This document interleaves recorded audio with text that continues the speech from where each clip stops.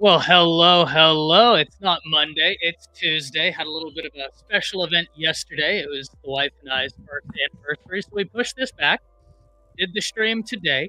Coach Sean is with us in spirit as always. He will not be joining us this evening. Hopefully, we'll get him back Friday morning. I think he actually just published some heat this week, too.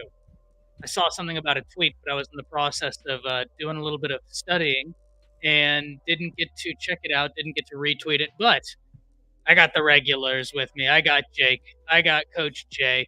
I've sent the link in the collective. We're in for a good time, guys. How we doing this evening?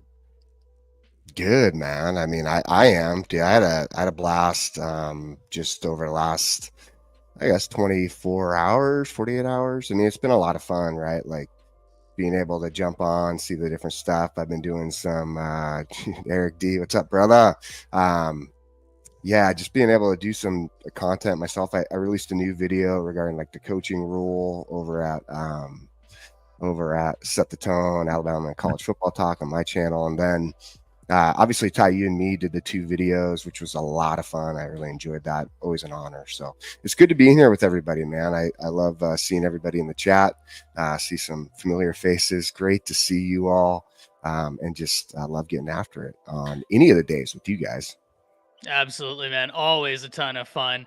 And a familiar face for anybody that's been around the table for the past 3 years, really, since 2021. The one, the only, Coach Jay. Jans, how you doing? I'm doing all right. I'm doing all right, man. I'm just came from obviously a long day of dealing with just really just crazy people, man. But other than that, I've been all right, man. Just just been snooping around. Past week's been has been really good. I was able to actually check out the some early. I was actually able to play some early footage of college football 25. So The game is I was able to kind of stop by at my alma mater. I was able to get an invitation, and I was able to kind of check out some of the gameplay, some of the students that were able to kind of play it early. So I'm really happy about that. Shout out, go Bulls, by the way. Yeah, it was nice. The game's gonna be. I'm telling you, man, the game is good. Definitely different from Madden. I know there was some gameplay out yesterday that a lot of people were excited about, and I think they're only going to get a taste of it. So the game obviously comes out in about 4 days. If you got the early access, check it out. I know a lot of people will be streaming it, and so yeah, I can't wait for it. It'll be a little taste. Obviously the off season is can be boring at times. We sometimes talk about the same kind of repetitive things, so it's kind of always great to have a breath of fresh air. Have our hypotheticals with college football and stuff like that. Take our the crappiest teams that we can possibly imagine and turn them into Alabama. So it'll be fun. I can't wait for the game to come out and for a lot of you guys to get your hands on it. Yeah, man. Anything that surprised you with the game? Anything that you were pleasantly surprised about, hesitant on? Give us a little bit of an insight, whatever you can. So obviously the running system or the running animations are really solid. They're very improved. It's very similar to NCAA 14. That was kind of one of the biggest criticisms with Madden is how stiff the movement is. Also, I would say to AI, especially in the secondary, that's the most improved I think I've seen in terms of AI in the secondary. Now in the trenches, it's better, but it's not to where I want to be at because at the end of the day, this is a simulation football game. This is not arcade. So there's going to be some points where AI in terms of just gap, like in terms of just overall gap assignments, pulling, in terms of pulling, trapping, like it's just like it will be very obvious that this is clearly a video game and this is something that definitely needs to be improved on. But other than that, I mean, for the most part, defense, I would say defensive AI is the best part about the games. It could probably be the hardest part about the game, especially if you're playing it on Heisman. But other than that, man, no, I mean, the game it's a step forward. It's better than freaking the Man 25. I'll tell you that. It's better than Man 25. There were some people that actually got the game early and that they're playing Man 25 too. It's better. I can tell you that right here. So yeah, I'm other than that, I mean, no, I mean the crowd the presentation is amazing. Crowd presentation's amazing. I know a lot of Bama fans are in the chat. Yes, Dixieland Delight is in the game. oh, cool. Dixieland Delight is in the game, unless they'll make an update and just get rid of that. That's actually in the game. So That's one of the best parts that I liked was for a lot of the traditional and a lot of the cultural moments are in it. It's not just the presentation where it's in the beginning of the presentation where it's just you're just it's like the perfect example, like the famous walkouts. Obviously one where Clemson with Howard's Rock, like it's of course, like we know that, but it's about what happens during the game. And that's what impressed me the most, because that's kind of one of the biggest criticisms the NCAA has had for a long time, right? For instance, jump around. You got Enter the Sandman, where the fans are jumping up and down. You got the zombie joint with the whiteout with Penn State. Of course, we have our Dixieland. We have Dixieland. Like it's a lot of this, just the traditional moments or aspects about the game is in it. So that's the best part about the game, is by far the presentation. A lot of fans, I'll say this as well, they'll love Dynasty. They'll love it. It's a lot of stuff to do in Dynasty that they haven't even talked about on it yet. So I'm excited, man. I'm tennis right now, man. I already took my vacation, so I will be taking the week off. I will be up first 24 hours. I'll be streaming on Twitch. Already got our community going. I know Coach Mook. I know he might do a 24-hour stream. I know I'm probably going to do it as well. So, like I said, man, I'm excited for first, just as college football fans, despite who our teams are, all of us can just come together and we just go ahead and play it. I can't wait for it. Yeah, I'm going to let y'all know right now, you might not see me for a few days when that comes out. I'm just going to let it be known, unless there's some commits. Yeah. I'm going to be MIA for a few days, but guys, have some things. I've already been starring some comments in the background, right? We're going to talk some recruiting tonight. We're going to talk Oklahoma getting a win on the recruiting trail for a player that I think is very underrated, but let's be honest, it's the second safety Oklahoma has gotten on the trail that honestly I think is underrated and will be due for a rise in the rankings. Jake and I previewed that the other day. If you haven't gotten an opportunity to see that after this is complete, go check that out. We're even asking for nicknames. Jake, I don't know if you saw, we had one, and because it's Amari and Robinson OR, they said the surgeon, and I was like, ooh.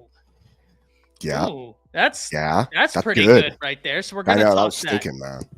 Then Brandon dropping in some great topics, saying, serious note, looks like LSU is making a huge last-minute push for Meadows. Andrew Bones said on Bama Online that Notre Dame has lost confidence. Bama versus LSU maybe for him. Hey, I think that, whenever we're starting this conversation, we're going to start in recruiting. Let's start with this topic right here. Derek Meadows, right? Derek Meadows. How do we feel about getting Derek Meadows? Listen, I think whenever you look at this Alabama wide receiver room, it's really interesting. And it's not just Meadows is where the conversation circles to. And I always say this, I'm no insider. I read tea leaves, right? Yeah. That's a lot of fun for me. I like sitting on the outside, looking at this and being like, oh man, what's going to happen? I like being surprised. I like the whole process of it. The reason why I give you all of that is because DeCorian Moore goes to Oregon. Texas really wanted him. Khalil Lockett. A lot of people think that Texas is the team to beat. Alabama has done great work there. Coach Shepard has done great work. Kalen DeBoer has done great work. Keon Russell has done great work there. But it almost makes me wonder, Jay, with DeCorian Moore going to Oregon, what Texas is going to do to regroup, because I don't think that they're going to want a top 2, top 3 wide receiver leaving their state if their big target already left their state, plus Keon Russell has left their state. I know, before any Texas fan says it, Texas didn't offer, but I bet they wish they would have. And that's no disrespect on KJ Lacey. Listen, if you've been around the channel for any extended period of time, you know how I feel about KJ Lacey. I think Texas has got themselves a monster at the quarterback position. And I've seen people online say, oh, well, KJ Lacey was throwing to Ryan Williams, but the ball was getting there perfectly, much like Keon Russell is throwing to DeCorian Moore. The ball is getting there perfectly, right? You have an incredible wide receiver accentuated by incredible quarterback play. So I think they have a quarterback there. But with all that being said, I would imagine Bama is going to be pushing real hard for Meadows, for Cunningham, for Lockett, for a Travis Smith, right? But LSU is one of those teams that you just can't discount on the recruiting trail, especially for wide receivers. Guys, I've talked about this several times, and I don't mean to be long-winded, so after this, I'll pass it to you, Jake, and then Jance. But whenever I look at LSU this year, I think there are a lot of questions, a lot of concerns you could talk about. I know people will talk about, oh, well, they lost their 2 monster wide receivers. They have more. It's LSU. I'm never worried about LSU's wide receiver room. I'm never worried about that. They are always going to have talent. And it is an alluring destination for these recruits because they know they send them to the league. I mean, listen, I think Bama's wide receiver you, but LSU certainly has a stake in that claim. Jake, what are you thinking of Derek Meadows? I believe a date has come out that this Saturday, 2 p.m. Central Time or Pacific Time. I don't know the exact time. If those of you in the chat can let me know, that'd be great. But what are you thinking about Meadows? Yeah, it's going to be interesting. I've seen all the different comments. There's been so much talk, especially now that we have a date to expect, right, with the 17th. And it's going to be interesting. I think that Bama did a great job. From the wide receivers already there, from the coaching staff, everybody's done a really good job in their connection with Meadows. Early on in the recruiting process, when his name was starting to be brought up, he was one of those guys where I'm like, man, I would really love to get this guy. Watching his film, how big he is, he's still really explosive and fluid in the way he moves. 21-second 200-meter dash, dude. He's a mover. Like, he is fast for a dude that size, and so. It's going to be interesting to see, right? Because I'm surprised early on there wasn't more teams going more hardcore at him, just because I think he's a unique character with the speed and size that he brings to the table. Not to mention he's a great wide receiver. So I feel good with Alabama because of the relationships they've built with him, because of early on the identification they've had in saying, hey man, you're a guy we want, right? We love your size. We love who you are. We love what you bring to the table. Look what we've done with our wide receivers. Again, LSU though can say the same thing. LSU, they already have a receiver commit, I believe, and that's in, I'd have to look at it real quick. I believe it is, Teron Francis. And he's a 4-star, 6'2", 200. They've always had a great receiving core. They do a good job with their wide receivers. I think for him, though, if depending on where LSU has built their relationship, right, I think that's going to be key. And the reason I bring that up is because if you're coming late into the game and just trying to play it from a standpoint of, hey, this is what we've done with our wide receivers, there's a lot you can say from LSU standpoint. Maybe money factor here and there a little bit, like there's some wild prices being put out there for all the different guys, especially in how hot this recruiting war is right now with several teams just nationwide. It's going to be interesting to see, but I do feel like Bama's done a good job with their relationships. They've done a good job with the players, bringing the guys in and making them feel at home. And we've seen it with several of the commits that we've got within the last month, roughly. So I feel good about it. But again, we'll see where it goes, especially if it sounds like Notre Dame's maybe falling off a little bit. You know what I mean? Like maybe it's not as interesting anymore. So we'll see. We'll see where it goes. I hate putting predictions out there. You know what I'm saying? Because I'm not an insider, and I can only look at it from like a previous. We're only giving our opinions. Yeah. This isn't a prediction show. 100. And I'm just, from a previous player, what would I do, in the situation? And I try to think of it, put myself into those positions and say, okay, walking through this based on what I know, I do feel good about Alabama, though. I really do. In the end, I think they've done a great job with them. So, yeah. And Jay, before I pass it to you, one thing that I did want to say, and just kind of whet people's appetites, is there's something that this staff with Alabama does that's really cool. If you look at Courtney Morgan, if you look at Hodges, they tweet with purpose. Now, let me explain. I forget whether it was Morgan or Hodges. Jay, you might know better than I, but one of them tweeted a picture maybe a week and a half, 2 weeks ago, and it was a Jay-Z song, Can I Live? Great song. For those of you that haven't heard it, don't know what you're doing. But the reason why I bring this to your attention is one of the lines in Can I Live? Viva Las Vegas. See you later. Now, we saw whenever DeBose committed to Alabama, they had negative 65 degrees and a pen in Tuscaloosa. DeBose wears 65. So this staff is a little bit cryptic. I don't want to read too much. Maybe he was just listening to Jay-Z. Listen, I have all the Jay-Z albums on vinyl. So if you're wondering how I know about that lyric, it's because I have all Jay-Z albums on vinyl.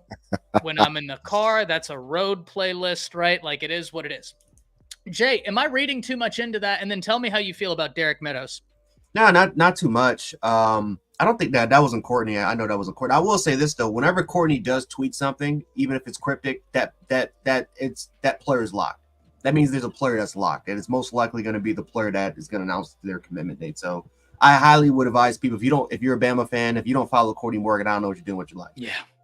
I mean, because I'm telling you, this dude will tweet. I mean, every single time. Right. First, it was the I think my favorite one was what he had the who was Tupac's manager? Ooh, wasn't it Suge Knight? It was when Suge Knight, and he had the interview. Right. Yeah. And they did the Suge Knight joint, or he had the Biggie Smalls one where it was where it was from the Big Papa video. The infamous one, the Cold Summer. Every single time he tweets it out, something big is about to happen. We know something's going to be locked. So that's what I'm just kind of waiting for, right? Like I said, I have no idea if he's going to come here or not. I know he's got some. Obviously, he's got his top options of what he wants to choose. If Courtney Morgan tweets something, it's official. Like sometimes we'll have other people on the staff. They'll make some cryptic tweets, but it's not always particularly true. When Courtney Morgan does it, it's true. Like unless it's coming from Kalen DeBoer, maybe one of those positional coaches. Like Courtney Morgan's the one person that I just truly trust the most because I know that he's probably gone the hardest out of anybody. So, I mean, hopefully we can get him. Like I said, I love big, tall, physical. I love big, tall receivers. That's kind of one of the things that we just haven't really had. Honestly, like if you go back and look at our roster, the last big, tall, physical receiver we had was Ajayi Hall. And, obviously it didn't end up working out here. But that's kind of what we've been missing. Like I said, we've had 5'10", 5'11", barely 6 feet tall receivers, which are some really, really good tall, decent receivers. I think the tallest we ever had. Ja'Cory Brooks was 6'2", maybe 6'3", but Ja'Cory was like 185, maybe 190. Like he was a very slim receiver that just he wasn't the most muscular person in the world. Derek Meadows, he's a slim built type of figure, but he's a lot tall. He's kind of like, I'm not gonna make a comparison to Johnny Wilson. But it's in that similar frame. It's in that similar frame in terms of just a receiver that is very, very tall, can attack the catch point, knows how to play with great leverage, doesn't let press bother him. Matter of fact, he actually wins a lot. I don't know the statistics, but just based off watching his film, he wins a lot more against press corners than I think I've seen with any other particular receivers. And I'm just talking about physically manhandling them when they're trying to attack him at the point. So it's, I would like to get him. I would like to get him. But I will say this, that visit that he came here, man, during that late June month, I'm telling you, that's the best we can do. That was the best that we threw it out. And obviously we got a commitment on that same day. Ryan Williams was there. So many other recruits, you ask them, they were extremely impressed with the visit. They love the culture. They love everything that Kalen DeBoer is bringing to them. They love this coaching staff. That's all you can do.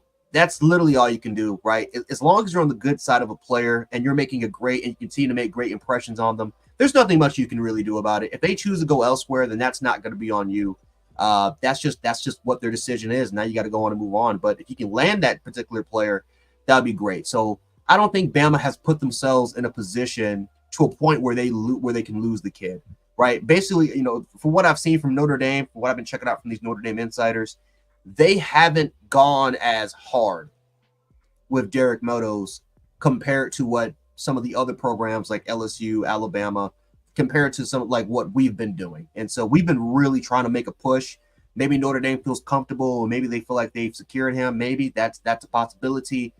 But I don't think that it's a foregone conclusion. I think that it's anybody's game, and hopefully, if we can land them, that's great. If we can't land them, though, then we just got to move on and find somebody else. And so, great talent. Loved watching this film, but obviously, it's up to him at the end of the day. But we didn't lose it, right? We didn't lose this kid. We did everything we could to get him, and that's the best. That's the best thing. Again, Peter Woods is always going to kill me because we slowed down.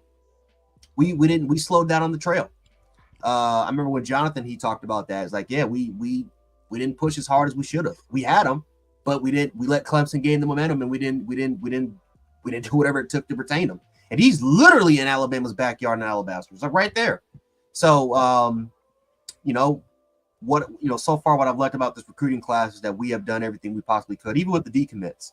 We've still done everything we can to obviously, have a great relationship. We haven't slowed down the ball. And so as long as we're not making those sort of mistakes, we should be fine. But we'll see what Derek Meadows can do, man. We'll see what he does. Yeah, and for those of you wondering about Derek Meadows, he, per the 24/7 Sports Composite, number 67 in the nation, the number 10 wide receiver, number 1 in Nevada. 24/7 Sports themselves have him ranked as the 32nd best player in the nation, 5-star, number 6 wide receiver. He stands 6'5", 200 pounds, and like I said earlier, in a 200 meter has a 21.74. I mean, the guy has the abilities that you would like, right? I believe Alabama got the last official visit, so it's just going to be interesting to see what happens if LSU gets this win. I mean, can't do anything but continue to recruit, continue to chip away. That's the thing. And this goes for Bama and against Bama.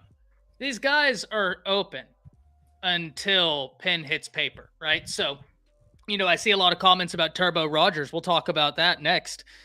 Of course, Ohio State's going to be recruiting him. Why? Because that's just good work. As we welcome in the one, the only Jason Watkins in here. Jason, we're talking about a guy that's near your area, if I'm not mistaken. Who's that? That's Derek Meadows. A baller, right? What are we talking about him? What's the word on him?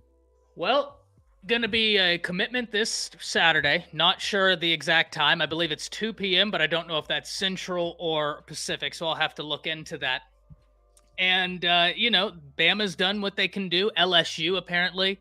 A lot of people in chat really telling me that LSU has come on strong, which, as I was saying earlier, Jason, I have a lot of questions about LSU this year. You've heard me talk about it. I don't question their wide receiver play, right? That LSU, Ohio State, right? Alabama, even Oklahoma, right? They just have wide receivers. Pittsburgh is a little bit like that, right? Where it's like you could probably bet there's going to be a dude on Pittsburgh who's going to make some noise. I'm not saying we'll win the Biletnikoff, but they'll probably have a talented dude over there. They just do it with the wide receiver position. So exciting to see. What's your thoughts on Derek Meadows? Bishop Gorman, big body kid. Bishop Gorman's known for putting out a lot of really, really good players. At every position, really. It's a true football factory out there. I mean, when it comes to LSU, I mean they have a wide receiver factory. I think somewhere down in the Louisiana. They do. But when you get a kid like this, 6'5", 200 pounds, as big as he is, as the kind of game that he's put up there, he's the number 1 player in the state, 5-star. As far as the 247, the composite has him as a 4, but I think that this guy is just, man. You watch this film, and there's a reason why that people are so high on him. So, yeah, man, I think that it's a big get for whoever ends up coming down with him. Yeah, I think it's going to be really interesting. Now, we have got a ton of great comments, and I wanted to hit them. If I haven't been able to give you all a shout out, I certainly appreciate everybody being here. Thank you for the time, health, 2 most valuable things you have. So it's not lost on me that you're here with us this evening, watching, participating. And if you're watching on Twitter and you want to migrate over to YouTube, by all means, you can hop in the chat, participate in that. and it's a great time. Edward had a great question for us. Question for the panel. Who is your favorite college football player of all time? And it doesn't matter which era of college football. Since I'm a young dude, the two for me would be DeAnthony Thomas and Tavon Austin. Two picks that are impossible to argue with. I mean, just straight up impossible to argue with. Man, favorite football players of all time. I'm going to give you an off-the-wall one. Not because he was the most dominant, right? Because I don't think he was. I can give you running backs that were far more dominant. I can give you linebackers that were far more dominant, and I probably just gave it away. One of them for me is Miles Jack. Oh, yeah, dude. Oh, yeah. Miles was a baller. That season my God. Where their running back went down, the first string, the second string, the third string, and then the coach looks at him and said, hey, you played some running back in high school, right? He said, yes, sir. He goes out there and his first game has like 8 or 9 attempts for 126 yards, 3 touchdowns. And then he played on both sides of the ball the rest of the season. I got to watch him live in Jerry's World whenever they played Texas. And it was incredible. It was unbelievable. Christopher is saying Meadows is doing his commitment 3 p.m. Pacific time. Thank you very much for that, Christopher. I really do appreciate that. Jake, I'm going to pass it to you. Ndamukong Suh, I mean, that's a Baker. 2 answers, once again, impossible to argue with. If I am going a Bama guy, that's got to be Derrick Henry for me, and that's really tough to not have Amari Cooper or Reuben Foster on there. But what Derrick Henry did, and let me quickly explain. It's one thing to be dominant. It's another thing that you know what's coming. Let's be honest, gentlemen. Opposing defenses knew exactly what was coming at them. They knew Derrick was going to get the ball, and he'd get the ball 30, 32 times a game. But come the fourth quarter, they didn't want any part of Derrick Henry anymore, and he was still itching to hit someone. Derrick was so different. So different. Jake, I'm going to pass it to you. Man, that's a tough one. Let's see. I will definitely say for because I'll just go offense and defense. For the defensive side, for me, it's Sean Taylor, right? Like I love Sean Taylor. I tried to mimic my game after Sean Taylor. You know, I liked everything he did, right? Like Sean Taylor was one of my favorite players of all time. And I think offensively, man, that's tough. I was going to say Derrick Henry too, because it's just because he's abnormal, right? But I would say I'm going to move it over. I'm going to say Adrian Peterson because I loved watching Adrian Peterson run the ball. Like for me, it was so fun. I mean, how can you not go further back and say guys like Barry Sanders even, right? And there's even at Oklahoma State. I mean, he was phenomenal for what he did at Oklahoma State. But for me, it's AP, man. I absolutely love watching AP run the ball. Like in college, I remember seeing him. And you're going to trigger the OU fans saying AP. Dude, sorry. Adrian Peterson. You know, but all day. Adrian Peterson. I liked Reuben Foster too. I remember him coming out of high school, and I remember looking at him being like, holy shit, that dude is a machine. But Jason, it's good to see you too, man. It's been a minute, brother. God, I haven't been on a show with you in a second. I feel like I've been all over, but I haven't seen you. You're welcome to be on another one here in a little bit if you'd like. Okay, sounds good. No, it's good to see you, man. But yeah, dude. Those are mine. Sean Taylor and definitely Adrian Peterson, like for sure. Jason, before I pass it to you, Jimmy says y'all are gonna hate me, and I hate myself for saying this, but Cam Newton was so fun. There's nothing wrong with that answer. He was that guy. The Cam back haunts me to this day. Alabama handling Auburn in the first half of that game, and then Cam Newton.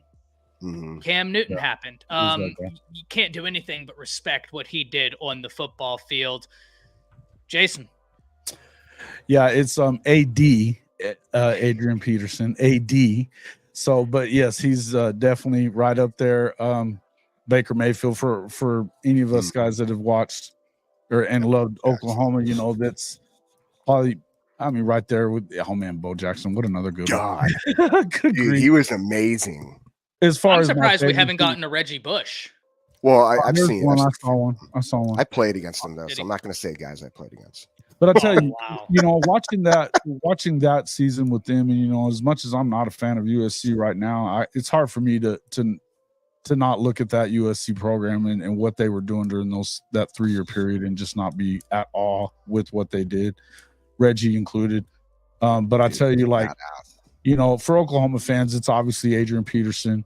You can go back further and it got like the Selman brothers. They were unfreaking believable. Bosworth. The list goes on for an Oklahoma fan. God. But just for while I've been covering sports and covering college football, I mean, it's hard not to say that as far as like who's your favorite, those are the guys that are my favorites. But when you start talking about any of these guys that just, man, Vince Young was that dude too. And I hate Texas as much. Oh, I hate Texas. Can't stand them. Horns down all day. But that guy was the biggest pain in the ass to have to watch play against your team. And just, you knew he was going to do something spectacular. And they were part of the greatest college football game I've ever seen, period. No two ways around it. That USC Texas Rose Bowl game was unfreaking believable. I have a level of bias, right, that I fully always admit. That's why you guys know who I root for. Too. That way, if you disagree, you might sit there and say, okay, well, there is, even though I try and be unbiased, you might say, okay, well, there is that level of innate bias. That's why I'm very forthright and everything. The only national championship game I put up with the Texas USC one is that 2nd and 26 when Tua comes in at halftime and leads Bama to a comeback. But man, even then, that Texas USC game is such a classic. Gentlemen, I'm not going to lie to you. If that would have been if they would have done a collage cover and that was part of the cover for the new college football game, I mean, you'd be like, yeah, that's one of the most classic, iconic games. It's amazing. Ever. Amazing. Jance, I can't wait to hear your answer, man. Favorite players? Oh boy. This is tough because I have a lot of them.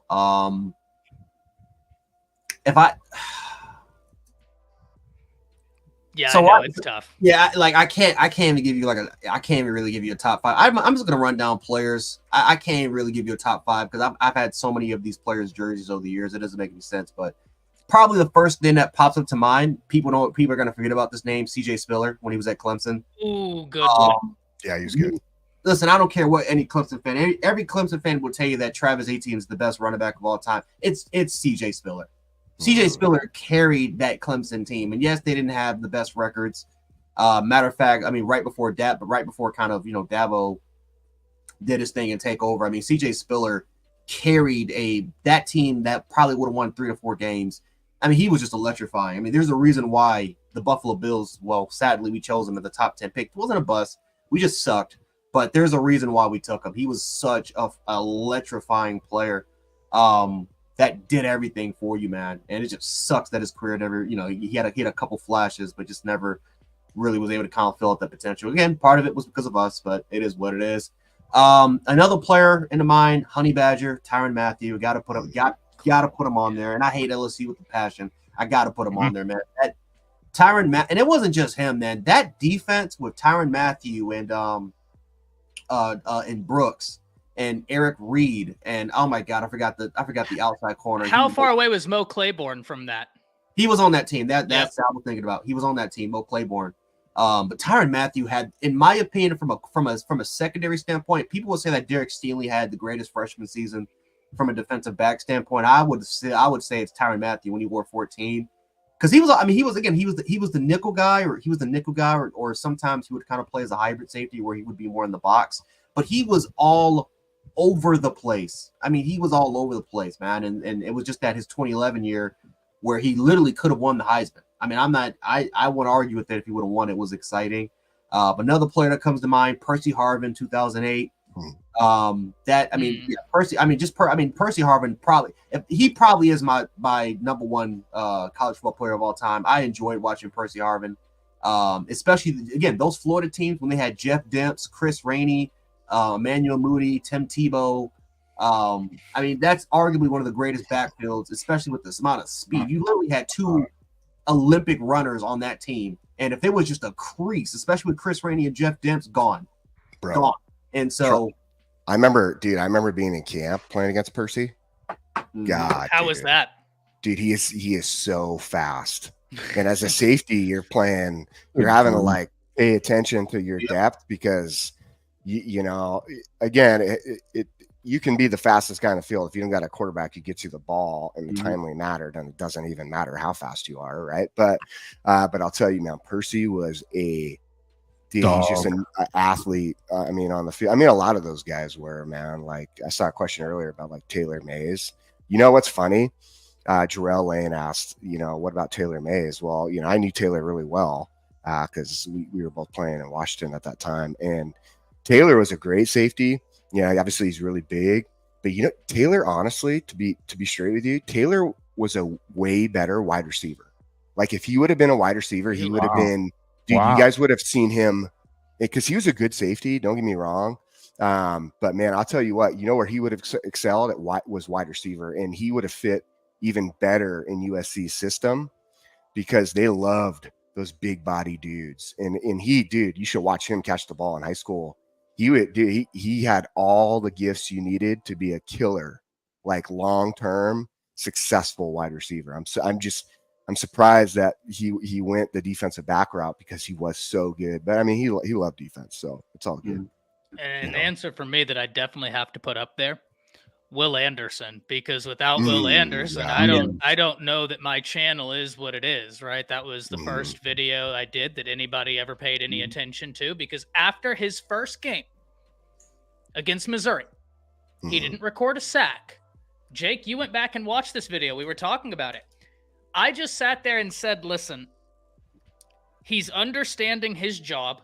Game 1 of his freshman year, he understands what his responsibility is, and he is executing it.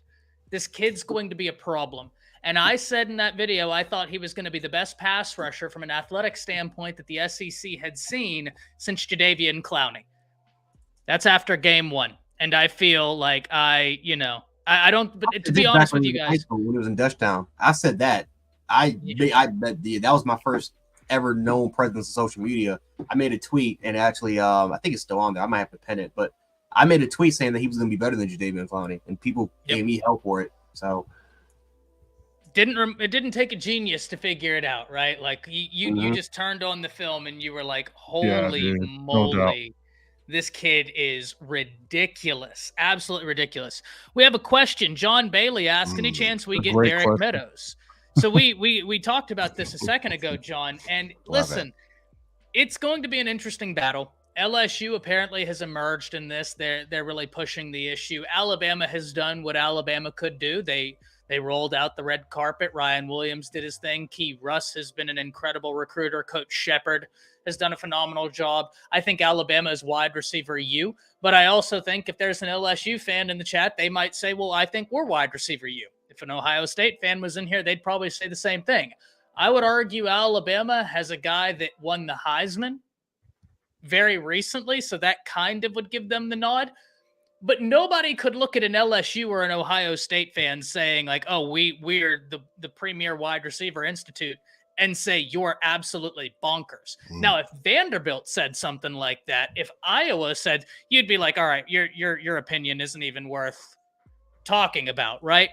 There are two places, John, that outside of Alabama, I mean, they are just incredible with wide receivers. So LSU is really making a last-minute push. Remains to be seen. He commits this Saturday. I like Alabama's chances, but I'm also very excited to be surprised.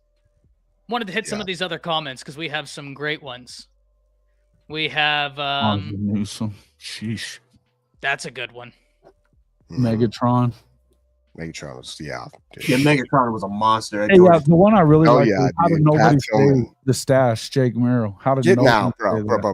Dude, get out of here. Number one, I was nothing compared to any of these dudes, man. I was just a dude playing the game. That's all it is, man.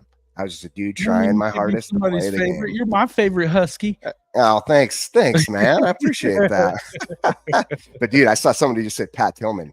Yeah, dude. Pat Tillman, iconic, dude. All love for Pat player, man. Yes, mindset, playing ability, like tenacity, grit, dude. Pat Tillman. Damn, yeah, that's a good one.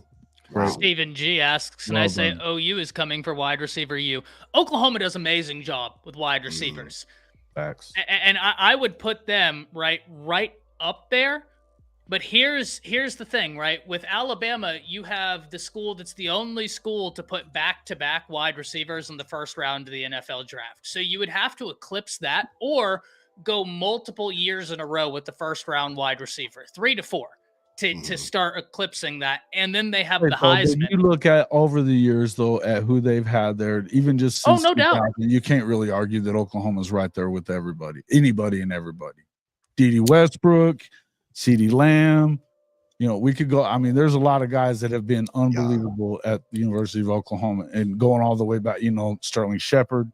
I would put them at the A tier, right? Like if we're going S-A, I'd put, if S tier is like, if you could only put 3, I'd put Oklahoma at A tier, and you guys have so much wide receiver talent on the roster right now.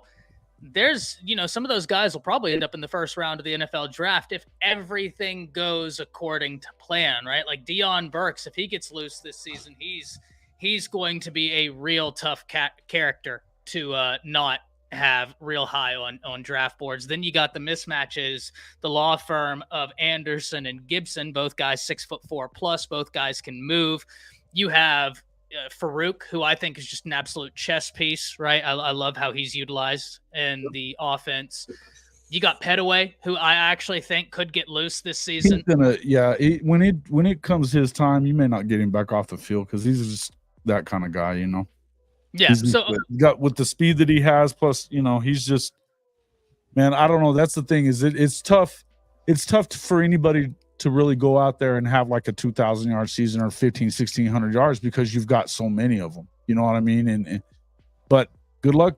Double team one. Go ahead. You know what I mean? Yeah. Go ahead and double team one of these guys. See how that goes.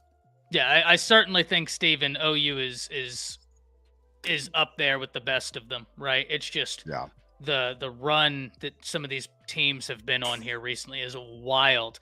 Another one we need to talk about. What's up with the rumors that Turbo Rogers is flipping to Ohio State? If so, that's 3 top talents in the state going to OSU. Not a good trend for sure. If that's the case, you wouldn't want it to happen. That's for sure. Train wreck. You certainly wouldn't want it to happen. I started to talk about this earlier. Ohio State's doing their due diligence. Of course, if I was the running back coach at Ohio State, I'd be after Turbo Rogers. Right? Yeah. I would 100% be after Turbo Rogers. 100. And especially because Davison went to Oregon, right? I'm correct in. Yeah, he did. I just did a video that's going to drop later. It might have already dropped, but I just did a video on Oregon's recruiting through June and what they have. You guys should check that video out because I'm going to be honest with you. I looked at stuff that I did not know Oregon had. Whoa. That makes sense why they're winning some stuff. And we know Gillespie likes to take 2 running backs. So Ackland Deer is a name that Bama's really hopeful. He ends up pulling the trigger, committing to Alabama. If he does pull the trigger, committing to Alabama, you're sitting there with your 2 running back commits. So going to be really interesting with Turbo Rogers. I wanted to get to this comment right here before we ended up talking about the newest addition for Oklahoma's recruiting class. Brian Thomas asks, who is the sleeper recruit of this recruiting season for Bama? So this is a great question. I don't think he's much of a sleeper anymore. To Bama fans, I still think he's a sleeper on the national stage, and that's Latsier Brooks. Latsier is unreal. I'm of the mindset that I don't care what wide receivers Alabama gets. Keep Brooks. By all means, keep Brooks because he's special, and he just started camping. Jake, I'll pass this one to you. Oh, that's such a good question. I mean, legitimately. Eric D says, like, Carroll. You pick Carroll anymore because he just got hit 5 stars. Everyone knows how talented he is now, right? So he's not necessarily a sleeper. Luke is kind of the same way. Luke's trajectory right now for achieving potential 5-star ranking is going that direction for Luke Metz. And a lot of people know about him. I'll tell you, a lot of people sleeping on him, but I think when we look at sleepers, we're thinking about guys who at the end of this recruiting cycle that you've signed, who are going to be like that playmaker who breaks out that we did not necessarily expect. I love that you said Brooks. Like that is, I would feel good about that. But the other dude that I have that I'm really, really high on is London Simmons. London Simmons, the D lineman we signed. I just, based on what I've kind of read and learned about him, man, dude, 3-star guy, right? Not a whole lot out there on him, but at the same time, what you do know, this dude, I think, with his knowledge, with his football IQ, with his still growing into like what he's going to be, and on top of that, just the development, this dude has a huge ceiling. I think he's going to be your dude that you see eventually, maybe not next season, right? Like, or season after when he comes in as a true freshman, but we are going to see him be a star on that defensive line at some point, really. So, Jay, I'll go to you next, and then Jason, I'll let you round this one out and then start us on the conversation of Amarian Robinson, y'all's newest addition. Jake and I did a video on him. We're both very high on him, and we both expect him to fly up the rating. Corey, I'm going to star that comment right there. That way, when we move off of this next segment, we'll get to that right there. Great question. Thank you very much for being here. Jay, who's the sleeper? I'm still gonna say Abdul Sanders from modern day. You already know how I feel about modern day players. I've watched a lot of his film. Great instincts, very quick, very athletic, very disciplined. I like everything about him. I think he is a sleeper. I think another one too. I think you just hit on the nail with Simmons, and I think that's because he's literally like he's just starting to gain attention. Like I said before, I don't think we were. I forgot. I don't think we were the first major program to offer him a scholarship, but I know we were definitely one of the trendsetters.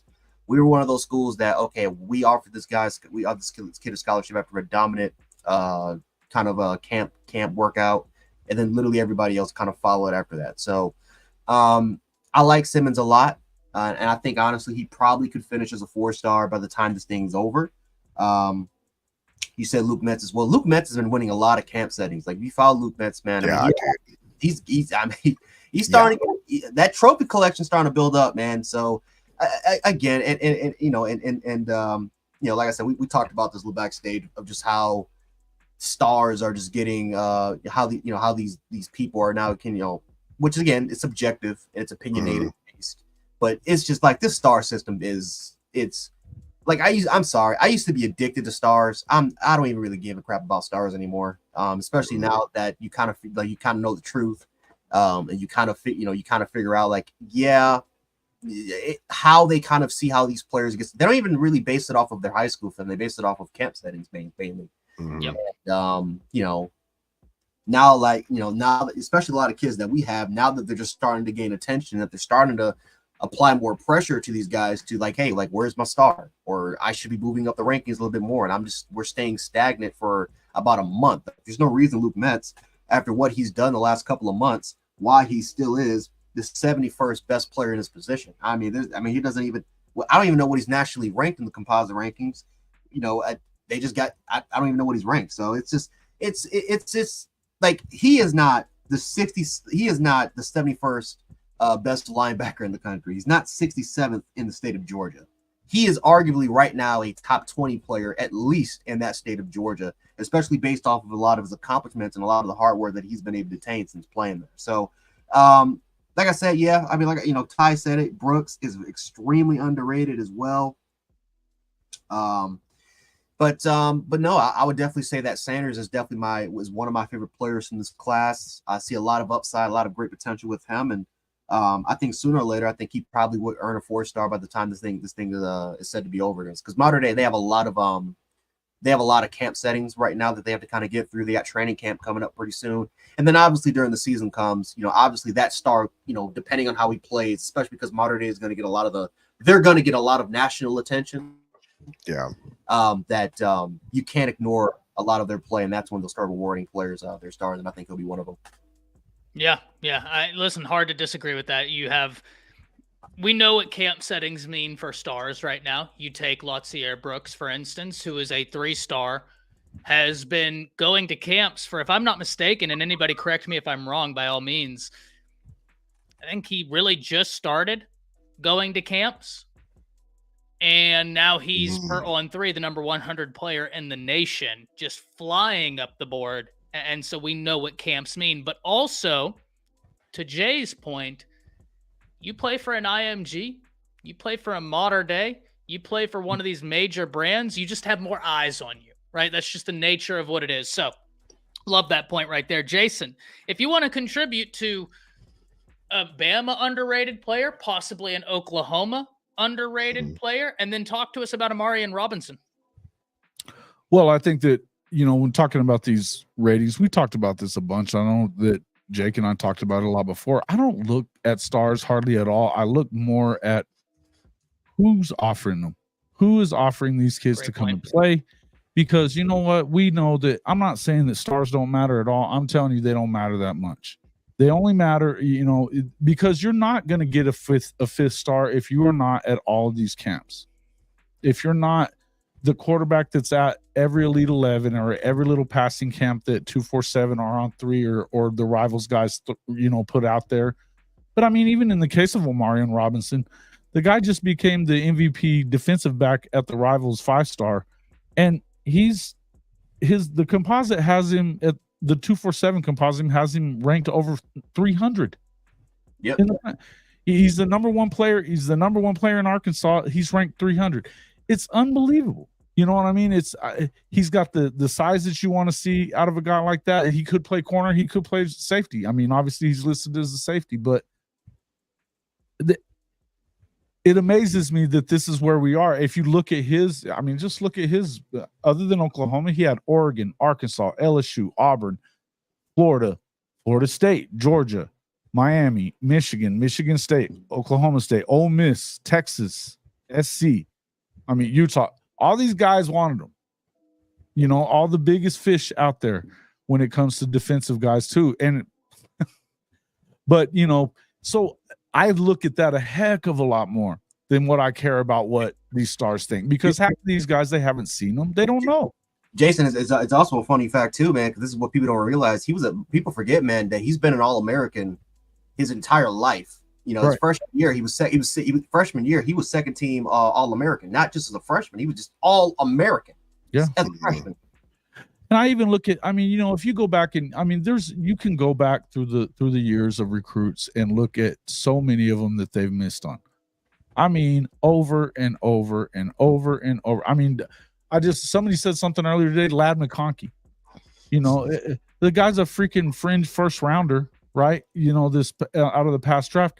I don't know if he had a star whenever he got to Georgia. You know what I mean? I don't even know if he had a star when he got to Georgia. I think about guys like, hey, man, you got to think about some of these guys like Trent Williams, 3-star coming out of Longview. He's arguably the greatest left tackle in the history of professional football. He was unbelievable at Oklahoma. Nobody gets around him. He doesn't give up sacks.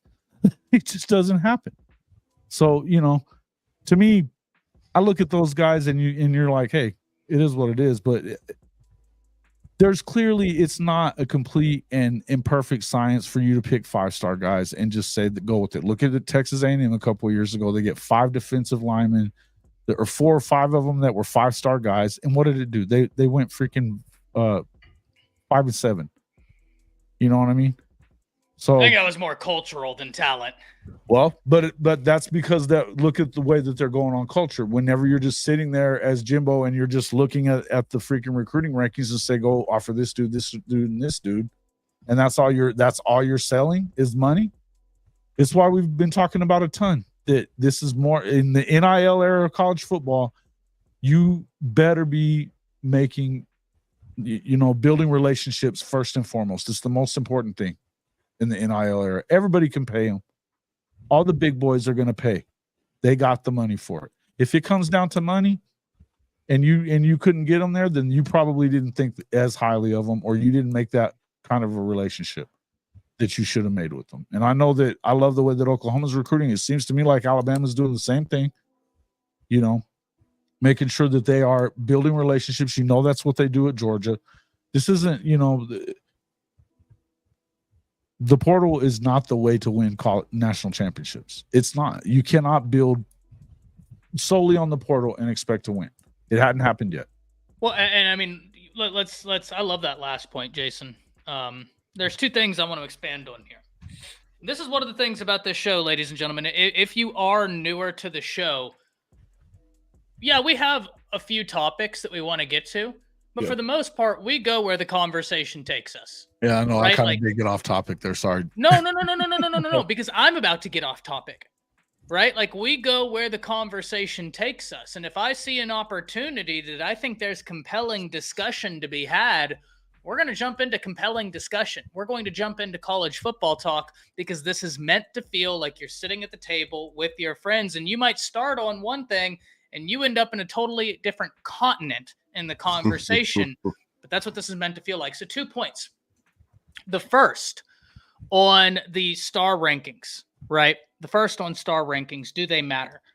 The answer is yes and no, if we're being very blunt. The blue chip ratio is a thing for a reason. You look at the probability of first round draft picks, you are exponentially more likely to be a first rounder as a 5-star than any other rank. However, it is not the end all be all, right? And pretending that it is, that's facetious. A lot of the times, the 5-star guys are incredible. I've always been of the mindset that if you look at like your top 100, 120 guys, there's a few guys that easily could be 5-stars, right? Absolutely. Depending on how we view this, if they only do 32. So, Jason, I love what you said. It's an inexact science. And that's the best way to describe it. It matters, but what matters more, exponentially more, evaluations. Does this guy fit your program? For instance, and Jake, you can speak on this here in a second. If you recruit a guy that's a 5-star, number 1 player in the nation, and he doesn't fit into your defensive scheme, you're fighting an uphill battle. No matter how talented he is, you're fighting a little bit of an uphill battle. Whereas you could get a 4-star guy, a 3-star guy, 2, 1, 0, doesn't matter. If he fits perfectly into your scheme, he fits what you want to do, he excels at what you want to do, you're going to be great. Lance Hunter had a great comment a few minutes ago, and I actually still have it up here. I didn't realize I did, so yay me. Texas messed up recruiting for years, got stars, not cohesion. I have said this so many times. Recruiting is like a meal. Recruiting is like building a house, whichever one you want to go with. When I say it's like a meal, McDonald's, I always give you the example of a Big Mac is a meal, but it's not a meal conducive to long-term success. Then you go and you eat your plate with all your mixed vegetables. You got your grains, you got your meat, you're hitting your protein. It's not loaded in preservatives. You can actually tell what meat you're eating.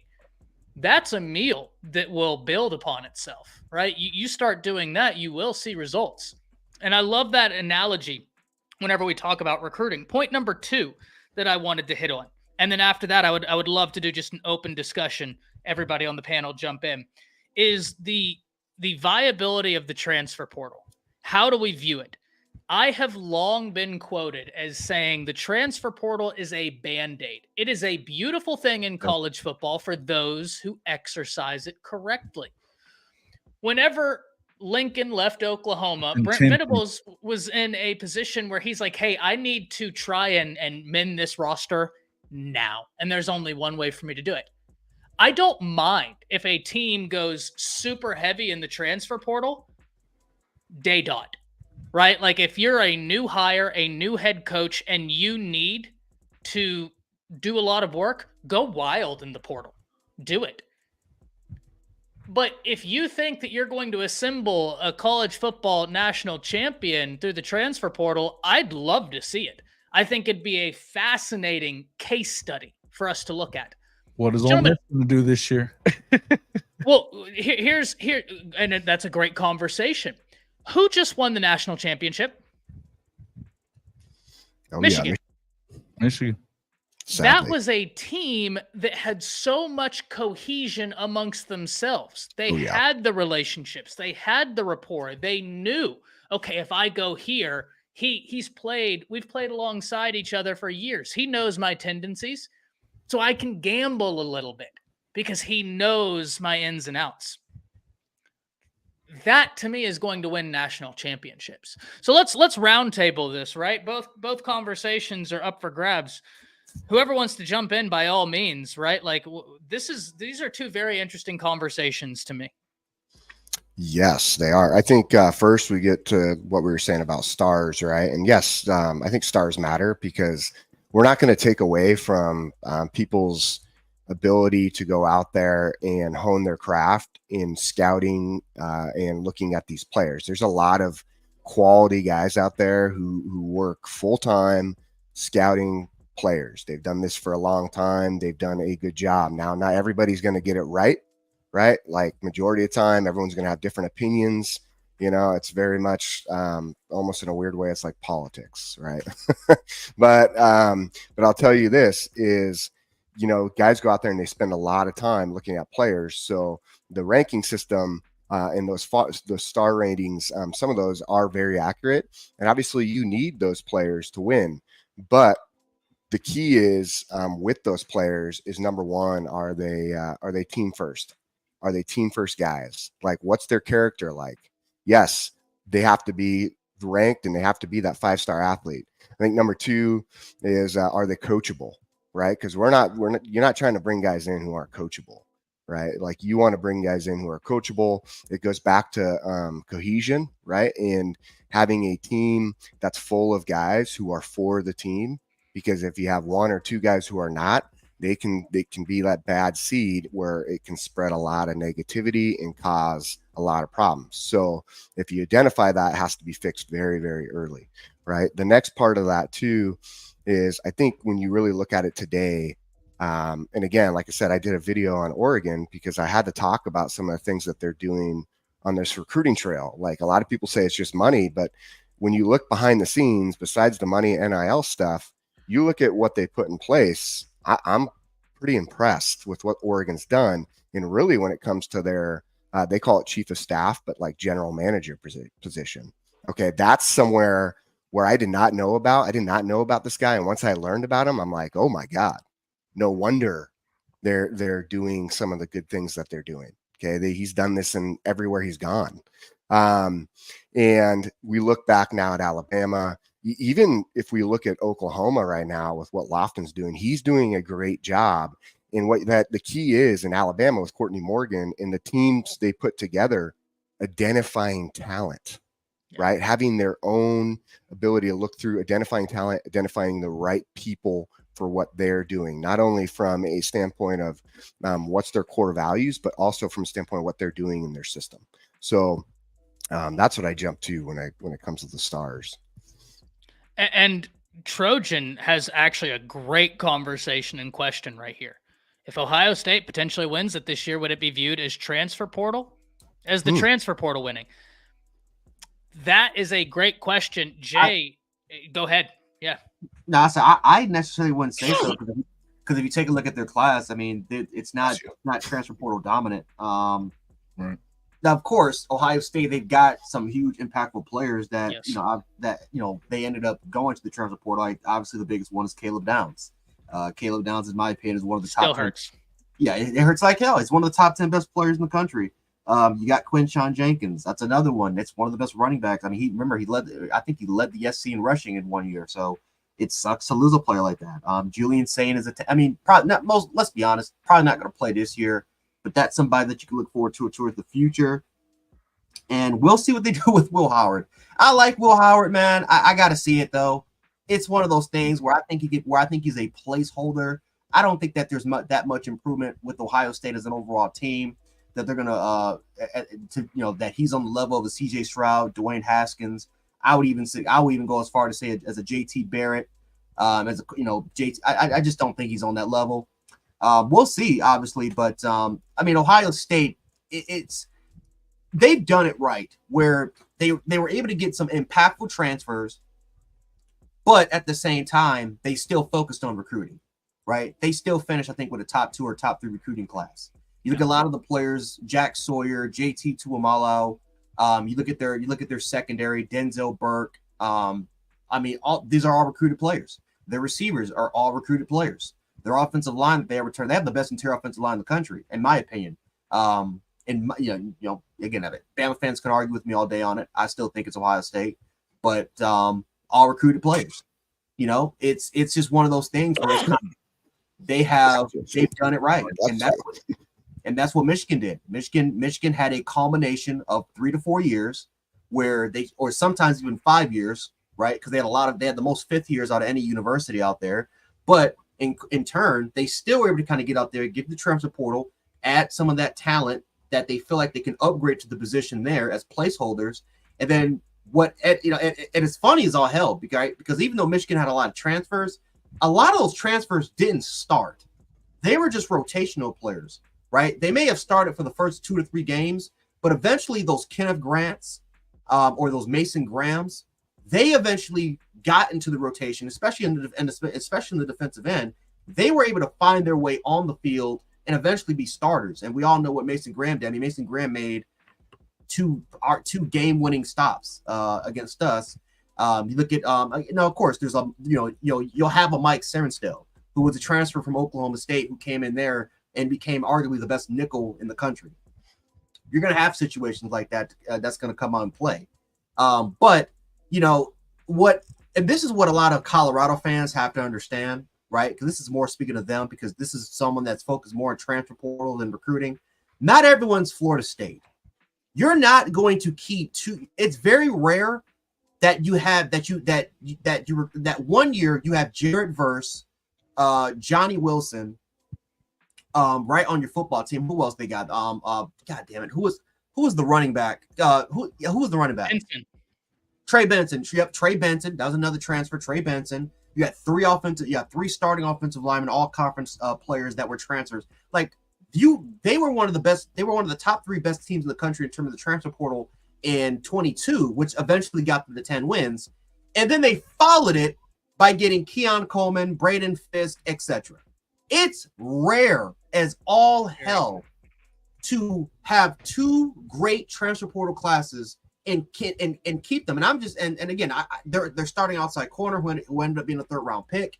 He was exceptional. Their nickel was a transfer, exceptional. That team was full of transfers, and to Mike Norvell's credit, they did a really good job in terms of getting them here and developing a lot of that talent. And obviously they're off to the NFL now, but look what Florida State's doing now. Yes, they had a solid recruiting class, but look what they did to get into the transfer portal. They got 15, 16 guys in the portal that they expect to get, especially from our university, that they expect to kind of get in there and do it. So even if Florida State has mastered the transfer portal in terms of, well, we don't need to get top 5 or top 3 recruiting classes. We can just simply get a top 15, maybe a fringe top 10 recruiting class, and then focus on the transfer portal. Florida, that's great for Florida State. They found their recipe for success. It doesn't mean that everybody can do it, because Miami tried to replicate that when it first started for the first 2 to 3 years, and they had some incredible impact players. Rousseau, Phillips, obviously Jalen Phillips. They got some impactful players. What happened? What was the best record Miami had? Was 7 wins. They couldn't even get 8 wins, and they had 1st round picks from that transfer portal class. But sometimes it just doesn't translate to wins. And this is what a lot of people have to understand, man. Recruiting, blue chip recruiting matters. It really does matter, and you have to dominate. Because just because Florida State can master that recipe doesn't mean that everybody else can master that recipe. So, we'll see obviously what happens. But yeah, blue chip recruiting, it matters. It outweighs the transfer portal, in my personal opinion. The transfer portal is still just a placeholder. Yeah. Jason, before you go in on this, we have a great question by Dominic, and I have an answer that I think people will enjoy, right? This is one of those things where if I was ever going to get clipped and have someone post this clip, it would be here, right? And we've got some great questions. Ladies and gentlemen, if you're in here right now participating in chat, I can't thank you enough. So many of you, hard to shout everybody out, but I am starring questions, starring comments as we're going, and that way we can hit these conversation pieces. But I did want to talk about this right here. Dominic J. Gomez, thank you for being here. He says, do we say this if half your starters are transfers, or 33%, or 66%? That's a great question. I don't know. And this reminds me of one of my favorite Supreme Court cases ever. It's not a hot take, Christopher, but it's almost a funny explanation. Right? Almost a funny explanation. One of my favorite Supreme Court cases ever is Jacob Ellis versus Ohio in 1964. And Justice Potter Stewart stated the case, let me set the stage for you. They were there trying to decide on what is obscene and what is not, right?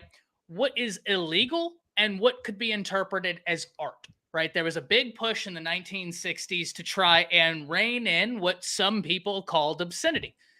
And there was a counter push saying, well, some of this is art, right? Like you have the statue of David, right? Is that obscene? Is that art? This was a major point of contention. Justice Potter Stewart has by far my favorite quote whenever he was talking about the big P word. You know what the big P word is? It rhymes with corn. Okay. I don't know how YouTube views that, so I don't want to get demonetized. Good idea. There. Right. But it rhymes with corn, starts with a P. Justice Potter Stewart stated, and I quote, "I can't put my finger on what is obscene, but I know it when I see it." That's my answer, Dominic. I can't put my finger on the exact percentage of what your team is made out of via the transfer portal, but I'll know it when I see it. I might not be able to give you 50%, 40%, 35%, because I do think that this is a great question. But when I look at your team and I think to myself, man, that's a lot of your key guys that you're hoping are able to gel within a year. I'll know it when I see it. So I defer to the Honorable Justice Potter Stewart in the 1964 case of Jacob Ellis versus Ohio. I'll know it when I see it. And I'm sure Chris appreciates that analogy, our resident attorney. You didn't unpack it enough. Tell them about the corn stores having to be placed outside city limits. Hey, we're not going in. With this answer. He's lawyering with this answer. Get him on it, guys. Don't let him get away with this. Come on now. We're not unpacking the whole thing, right? This is an onion. There are multiple layers to this. But what you need to know, I might not be able to define what is obscene. I might not be able to define what is an overabundance of transfer portal players, but I'll know it when I see it. Jason, I pass it to you now. All right. Let's just put it this way. Whatever the number is, we know that they haven't hit it just off of the portal. If you are not a majority built through recruiting, which is the same that you see in the NFL with the draft, if you are not just building through the draft and adding pieces as you need them, you're not winning a natty. So I'm going to go ahead and break this out to everybody right now. Ole Miss is not winning the national freaking championship this year. Okay? Neither is USC. Neither is freaking neither are these heavy ass portal teams that are doing all that. If you didn't build the bulk, and now I'm not saying you can't go and get a quarterback if that's what you need. I'm not saying that you can't go get a running back if that's what you. I would tell you that if Ohio State wins the national championship this year, it's not because they brought in Quinshon Judkins. It's not because they brought in freaking Will Howard. It's because they probably have the best defense in the country. And they've got skill guys all over the place that Will Howard, he's never had it that way. You know what I mean? It's not going to be because of them. It will be, I mean, they can contribute to all of that, but don't tell me that already wasn't one of the best teams. We just saw the blue chip ratings, the blue chip ratio about a week ago, and they're over 90% blue chips coming out of high school. You know? They should be winning. And if Ryan Day doesn't go out there and get them deep into the playoffs, first off, yes, you better beat Michigan. You better beat Michigan. You lost 3 in a row to Michigan. You took over at a time when they won 9 in a row. And now you're presiding over a time that you've lost 3 in a row to somebody who didn't out-recruit you. So better get in there and figure that out. Caleb Downs, of course, going to help them. But it's not all they have back there is the point I'm trying to make. Period. Plain and simple. But you cannot, yes, they better beat Michigan, and they better get to the semis, I would think. If they do beat Michigan, they still better be a semifinalist this year. There's no excuses. If they don't beat Michigan, they better win the whole thing, or his ass is gone. Yep. John Bailey asks right here, what's worse, Ryan Day loses to Michigan again with a natty, or no natty but able to beat Michigan for job's sake? I think if he beats Michigan, makes playoffs, loses a good playoff game, right? No loss is a good loss, but you guys know what I mean, right? I have famously gone to war with some of you great folks in the chat that not all losses and not all wins are created equal, right? It's one thing to lose to Alabama on 4th and 31 in the Iron Bowl. It's another thing to get your ass kicked by New Mexico State. Both are losses, sure, but you can't tell me those are the same, right? So if Ohio not all State games are created equal. Exactly. It's one thing kicking the teeth in of a Vanderbilt. It's another thing beating Georgia by 7 points, right? Like, yeah, you might have scored more points on Vanderbilt. One of those wins is better, and I promise you that. So here's the thing. If he wins against Michigan, goes in the playoffs, maybe loses by 3 points to a touchdown, it's a great game. The other team showed up and played. You can't look at the game for Ohio State and said, oh, Ryan Day left something on the field. You look at the game and said, man, what an outing. Ohio State maybe should have won. They didn't. His job's fine. If he loses to Michigan, you better make it deep in the playoffs or bring home the national championship. I don't think he's in trouble if he loses to Michigan and then wins it all, because let's be honest, winning cures everything. And right now, the reason why I think Ryan Day does have this pressure is he is such an interesting coach in terms of, if I was putting up a list of coaches right now that I thought had the most pressure, Ryan Day's win-loss percentage, almost everybody in this chat would say, Ty, you're crazy. Why is that coach up there? I don't know who it is. You have Coach A, Coach B, Coach C, Coach D, Coach E. That one coach, let's say it's Coach D for Ryan Day, his winning percentage far exceeds his lose. Why is he up here? Well, that's where the nuance matters, right? That's where we get into like, hey, you're getting your butt kicked by Michigan, and they didn't have Harbaugh last year when you did lose to them. So that's an interesting conversation to have. Go ahead, Jay. Well, I'll say this, Ty. This is what I will say, because this is how Ryan Day can save his job. So even if let's say for the sake of argument, he does lose to Michigan on the last week of the schedule. Well, if Ohio State is, let's say, the second best team, let's say they're the second best team in the conference, then guess who they play the next week? Michigan. Yep. That's why I think that's why they need to redo that game. I think it's dumb that you literally get to play your that you have a chance of playing your rivals back-to-back weeks. I think that kind of mitigates the game, as what they call it, and especially the tradition of what that happened. But it is what it is. But let's say, for the sake of argument, Ohio State wins every game except they lose to Michigan the first time, and then they lose it the second time. Well, now I can guarantee you what's going to happen is these whoever the athletic director, they're going to knock right on Ryan Day's office. They're going to tell you, you better win a national championship. You better win it, because if you don't win a national, if you don't win us a championship, we're moving on from you. Because now all of a sudden it's bad enough that Jim Harbaugh is kicking your ass. Now you're going to lose to Sharon Moore 3 times. You're gone, dude. If you can't win us a national championship. Or another situation could happen if they lose to Oregon, they lose to Penn State, and then they lose to Michigan. Well, now you're 9-3. And the only reason why I'm choosing Ohio, Oregon, and Penn State, I think that those are the 2 teams that likely can beat them. That's a chance, right? You're going to be on the road in Eugene, and then you're going to be on the road in Happy Valley. Now, Penn State hasn't beaten Ohio State since Saquon Barkley and Trace McSorley was playing. But Penn State, they're very talented. They always have good recruiting classes. James Franklin is a good coach. He just isn't a great coach. But Penn State has that capability. Well, now if you lose to Michigan while you're at home, you're 9-3. Now you're playing in dangerous territory. Because yes, even though it's the 12-team playoff, just because you're 9-3, that does not guarantee you a spot. Because now you're competing with some of the latter teams in the SC. You could be competing with Alabama for that spot. You could be competing with Oklahoma or Texas or Missouri.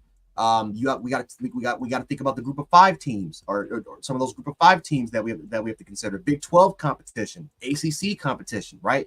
And or maybe other Big 10 competition, like let's say Oregon, who's vying for that spot, or maybe even a Penn State, or maybe an Iowa that's going to vie for it. If Ohio State doesn't make the playoff this year, he's gone. Simple put as that. He's gone. I agree. Again, there's a lot of situations that can happen. there's even a possibility that, let's say my scenario does play out and they lose to Michigan twice but make the playoff, that Ryan Day still can be gone.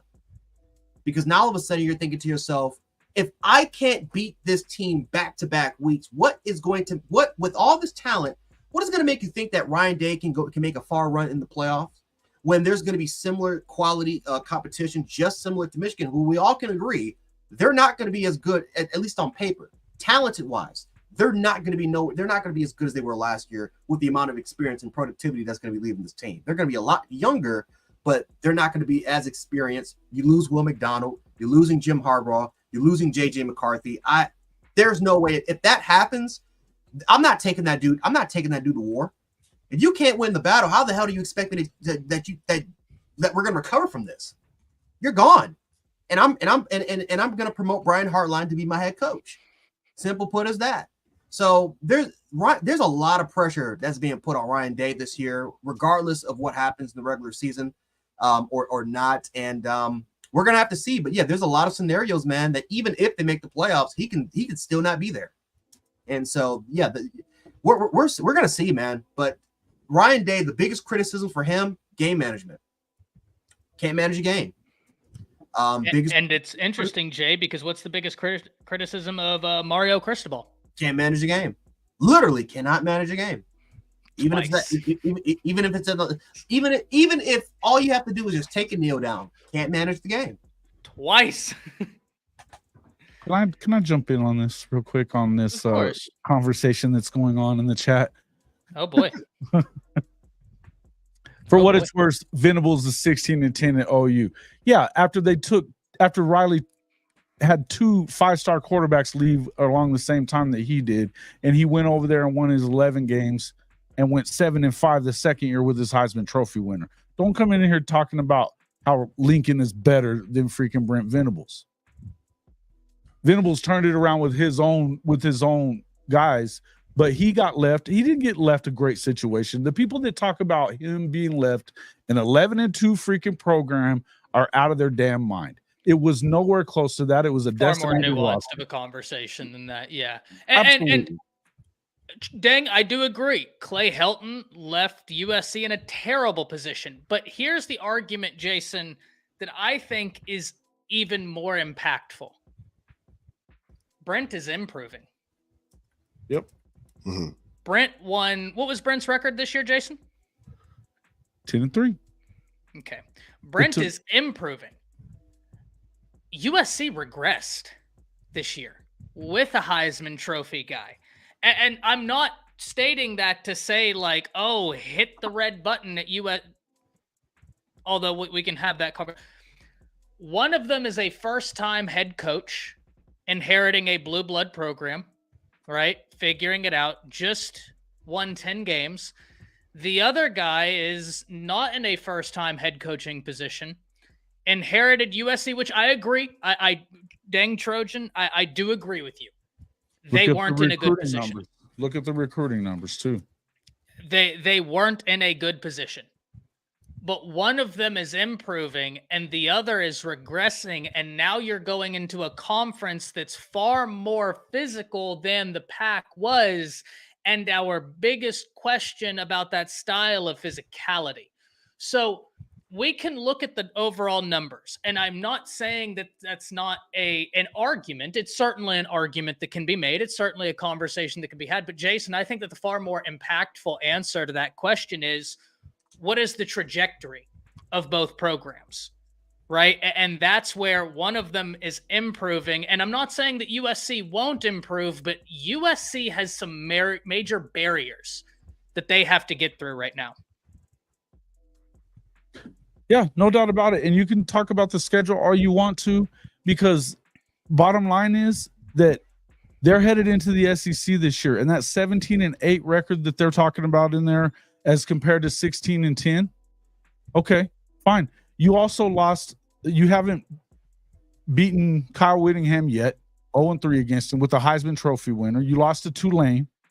You know, don't tell me that this is all well and good. They were a freaking missed 2-point conversion away from going 6-0 to 0-6 last season with the Heisman Trophy winner.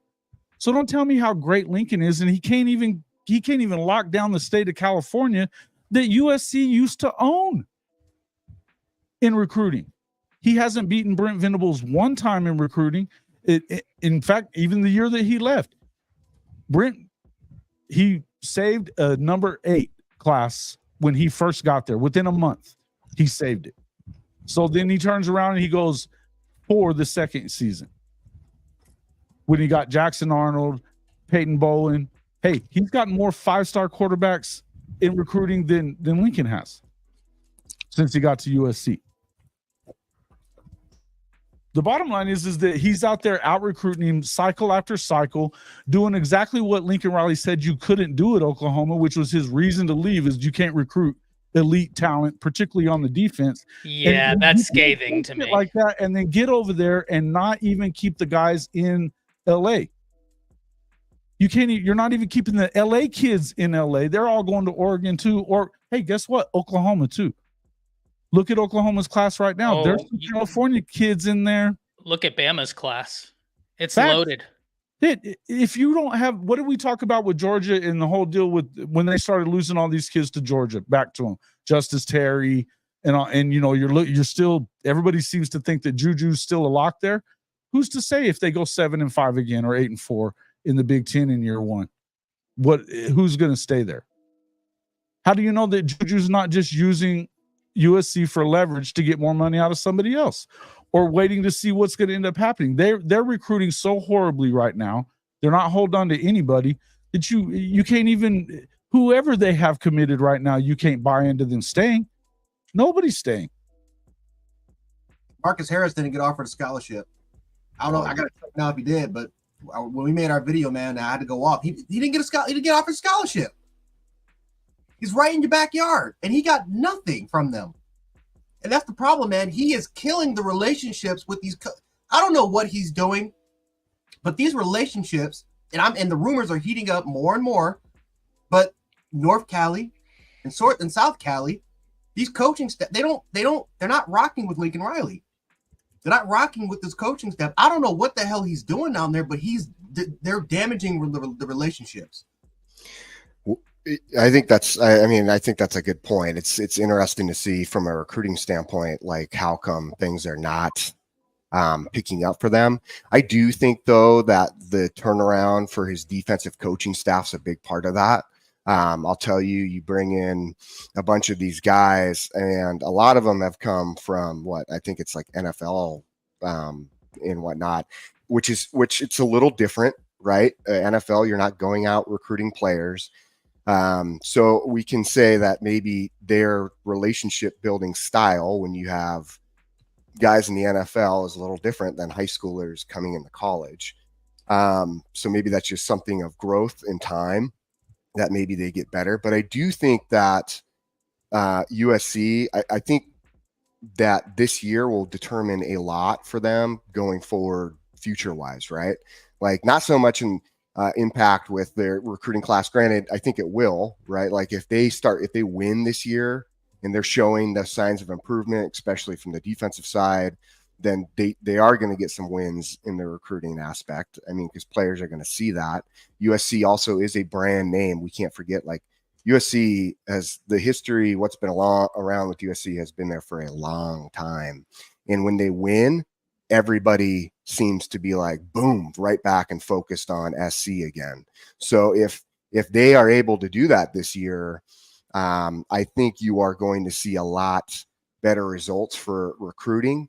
I'm not necessarily going to pull back what they were pulling from Georgia. I think that's hard to do when you're going all the way east and trying to get majority of roster out of the South when you're in the West Coast, especially California.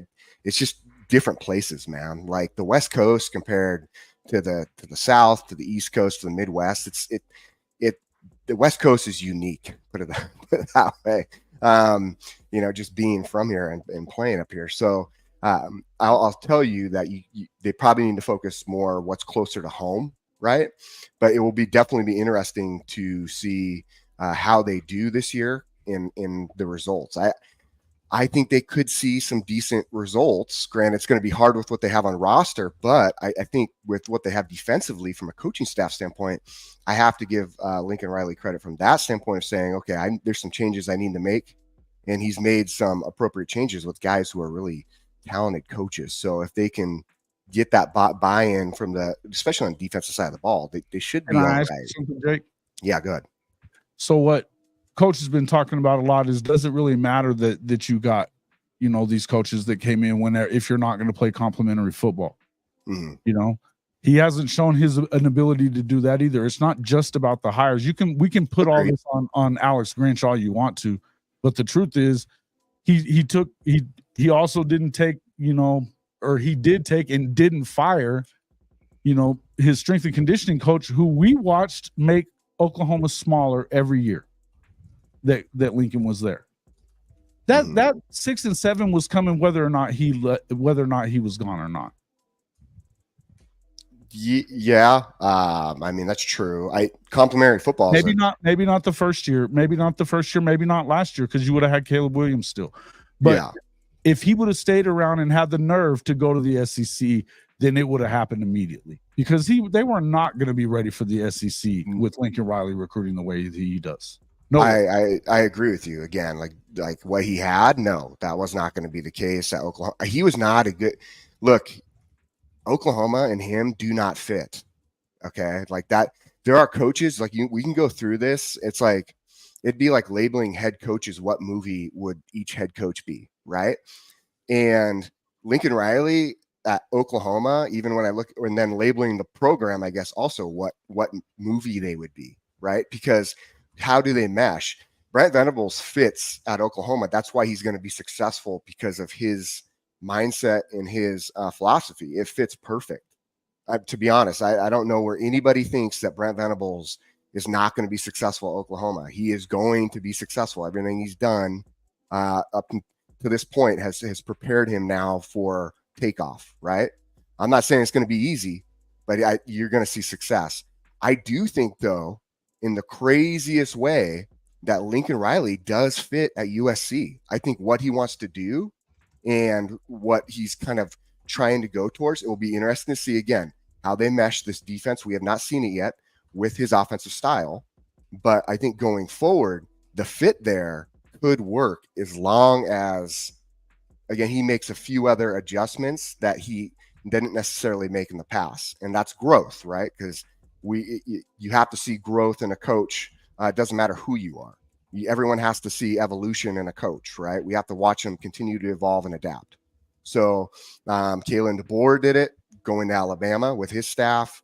I think Lincoln is trying to make that move right now. And this season will be a very big tell where we go from there. So. Yeah, Mars, it's easier for me to say this.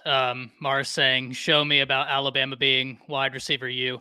Bama is the only university in college football that has gone back-to-back NFL drafts, putting not one but two wide receivers in the first round of the NFL draft. Then they doubled up that third year with Jamison Williams, who was coming off of an injury, as was John Mechie. Had John Mechie not gotten hurt, there's a very good chance they go 3 drafts with 2 wide receivers in the first round of the NFL draft.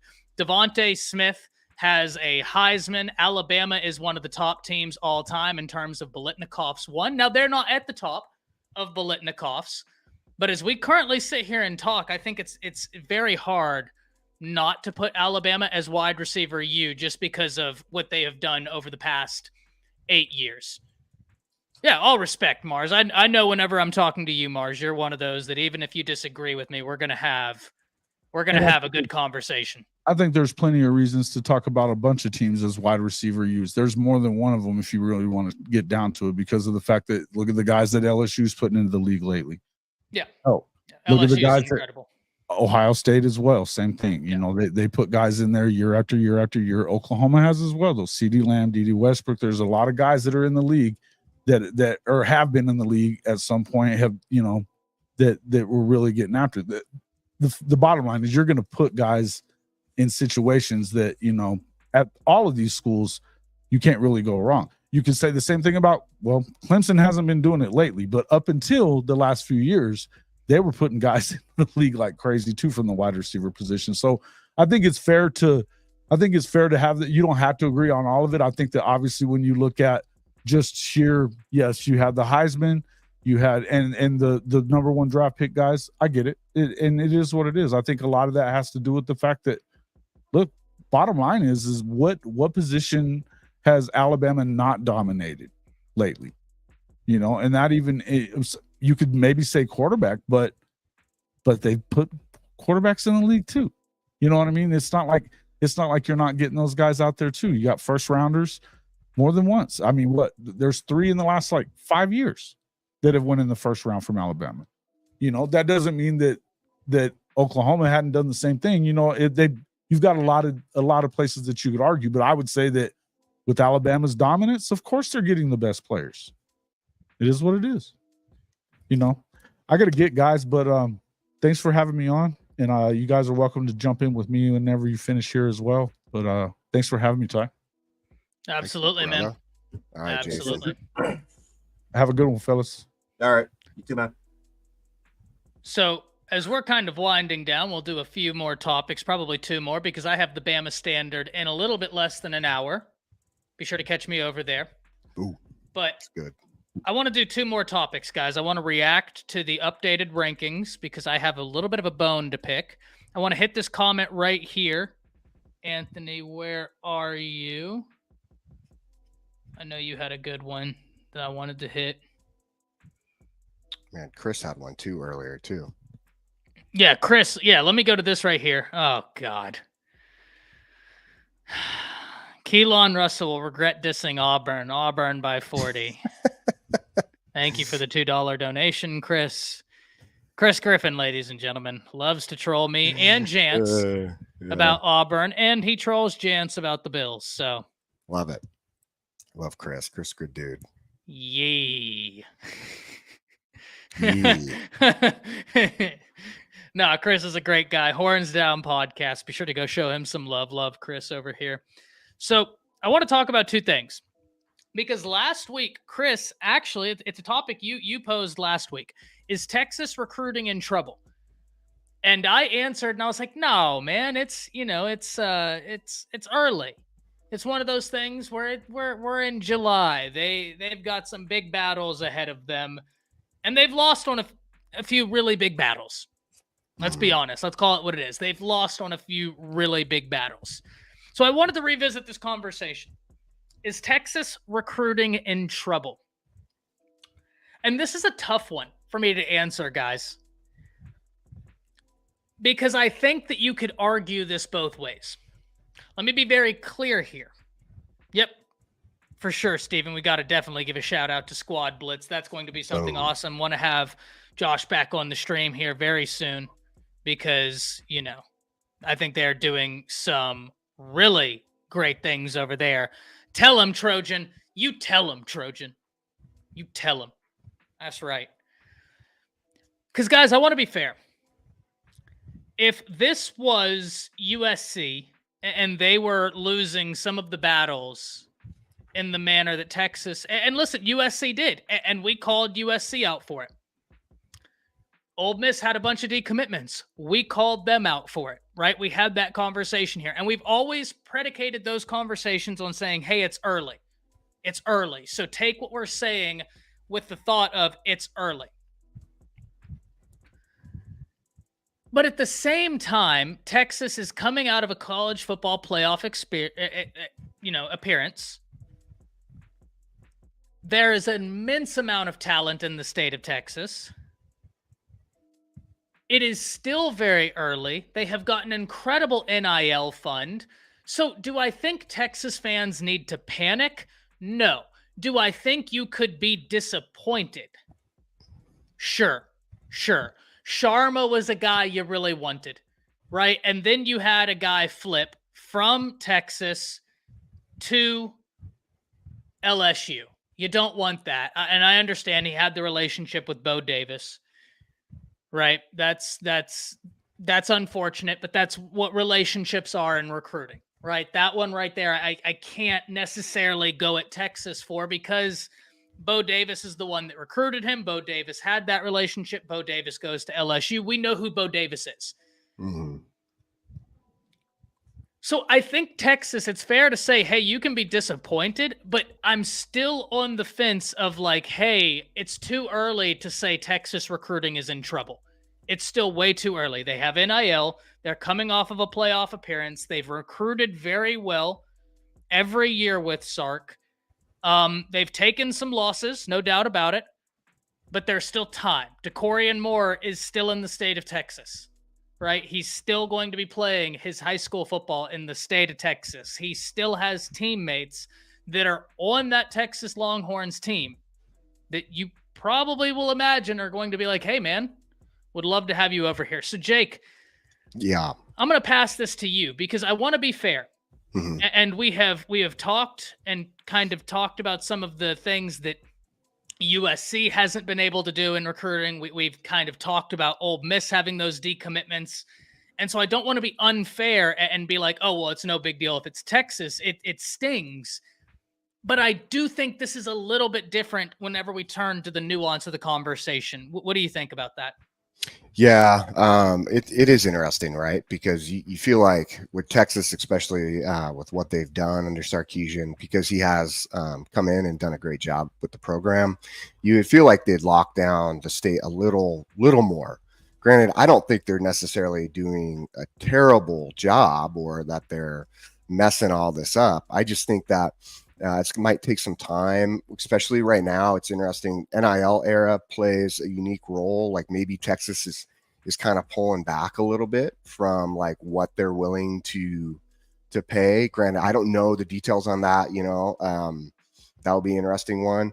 It could also be, what they're going after. Like, what does their depth look like? Again, I would have to go in depth to look at Texas's roster to see, okay, because maybe some guys are saying that the guys that they're going after are more so guys who really want to push for either playing time, or are they going after guys who outside of their state who are just too, they have their relationships that they built are very solid with other teams and coaches. You know what I mean? So it's hard to sit there and put your finger on which issue it could be, right? And I don't necessarily know if this is an issue in the long run, because one thing we have to think about is with Texas is there are still a lot of players out there is it because maybe they're not just making a crazy push for all these guys right now, and they're going to try maybe go like what Saban used to do, right? Saban's push came really towards the end of the year, right? Closer to signing periods. He was really smart about that, a very good closer. Does Texas say, okay, we're going to go in, we're going to focus on especially right now, right? Like, because, the dead period is coming soon. But as far as, hey, are we going to go in and we're going to focus on what we're going to do as a team, get these guys ready to roll, get us on track as far as our season goes, and we're going to continue to pursue recruiting, but maybe we're just not going to go as crazy as maybe you're seeing other programs do, right? There's some different strategies in place maybe for that. So I don't want to necessarily say Texas is like screwing up major, but maybe they're also saying, okay, we didn't get some of the wins we wanted. This Khalil Lockett one is going to be an interesting one for them. Nick Townsend, tight end, is another one. I mean, it looks like he's leaning towards Texas, but okay. To August 20th is quiet period. Got you, Stephen. Maybe I was thinking of it the wrong way. Maybe I was also thinking of the from a dead period of the one for next year, because I think I just read that August 1st it changed from July 1st to the end of July. That's what I'm thinking about, Stephen, for the dead period. So that's next year's dead period. But I'll tell you, man, it just will be interesting to see for them if they pick it back up and go hardcore, or if the majority of what they've identified for this period of the recruiting is like, okay, we've hit on a few, we've missed on others. Let's step back. Let's look at what else we can identify. And then from there, right? Then from there, we shoot forward and we say, okay, we're going to go after this hard as we work through. You know what I mean? It will be interesting. And the Fasusi thing, I did see that with Fasusi. I saw someone brought up a comment regarding Fasusi, and that is a interesting battle. I just saw that he was a lean towards Oklahoma, though. Like someone just gave him a crystal ball, I thought, towards Oklahoma with Fasusi. Always so fascinating whenever bitter rivals are going into into battle for the same top tier prospect. That's when we got to watch Lockett. Great point on that one, Jake. So I completely agree with you, man. And I think that the most apt way to say this is if you're a Texas fan, you can be disappointed with some of the losses, but I wouldn't worry, right? Like you're coming off of a Big 12 championship. You're coming off of a playoff appearance. You have a great NIL fund right now. Sark knows how to recruit. You still have Kyle Flood. You still have Jeff Banks. You still got some really heavyweight recruiters on that. Sooner Cowboys says Haywood. Didn't an OU mod just put in a crystal ball? And I'm asking, like, yeah. I don't know. I thought I saw, I hope, because no. You let us get Haywood, Sooner Cowboys. You let us get Haywood. But I am seriously asking. I thought one of the OU guys had put in a crystal ball for Haywood to Alabama. I might have seen someone else do it. But yeah, CB to Bama. Gotcha. So I see Eric D. Do you see Eric D's comment? Alabama's the one team that Texas fears. I don't know. I don't know if they feel. I feel like also Oklahoma is another team they definitely fear. Yeah, I think respect is one of the words, better. Right? Yeah. I think that's the word. I think that Texas respects Alabama recruiting. I think Texas is aware of Oklahoma's threats. I think they respect it. I think that they respect what Oregon is doing right now. And I did want to hit this right here. Anthony talking about fans are panicking way too soon. I agree with you. They're in a good spot for Jamie French. I think I agree with you. I 100% agree with you there. That's why I can't in good faith say that Texas is in trouble. I can't go that far. I also wanted to hit this one right here before I pass it to Jay, saying, panel, what's scary is Mario has better connections with high school coaches in both Northern and Southern California. Mario's a hell of a recruiter, man. Mario is a hell of a recruiter. That's not our issue with Mario Cristobal. Recruiting isn't it. It's game management. It's getting over the hump for the Canes, right? That's the question. Recruiting, Mario's an elite recruiter. CJ, I told you, you wrote us off too soon, man. You wrote us off too soon. You thought it was going to be all hate, and what did you get? You got a good discussion where we acknowledged, hey, you've taken some losses. Every team out there has. Bama really wanted to flip Ivan Taylor from Notre Dame. He ends up flipping to Michigan. That's recruiting. But it's too early to say Texas is in trouble. Jay, I'm interested in hearing your perspective on this.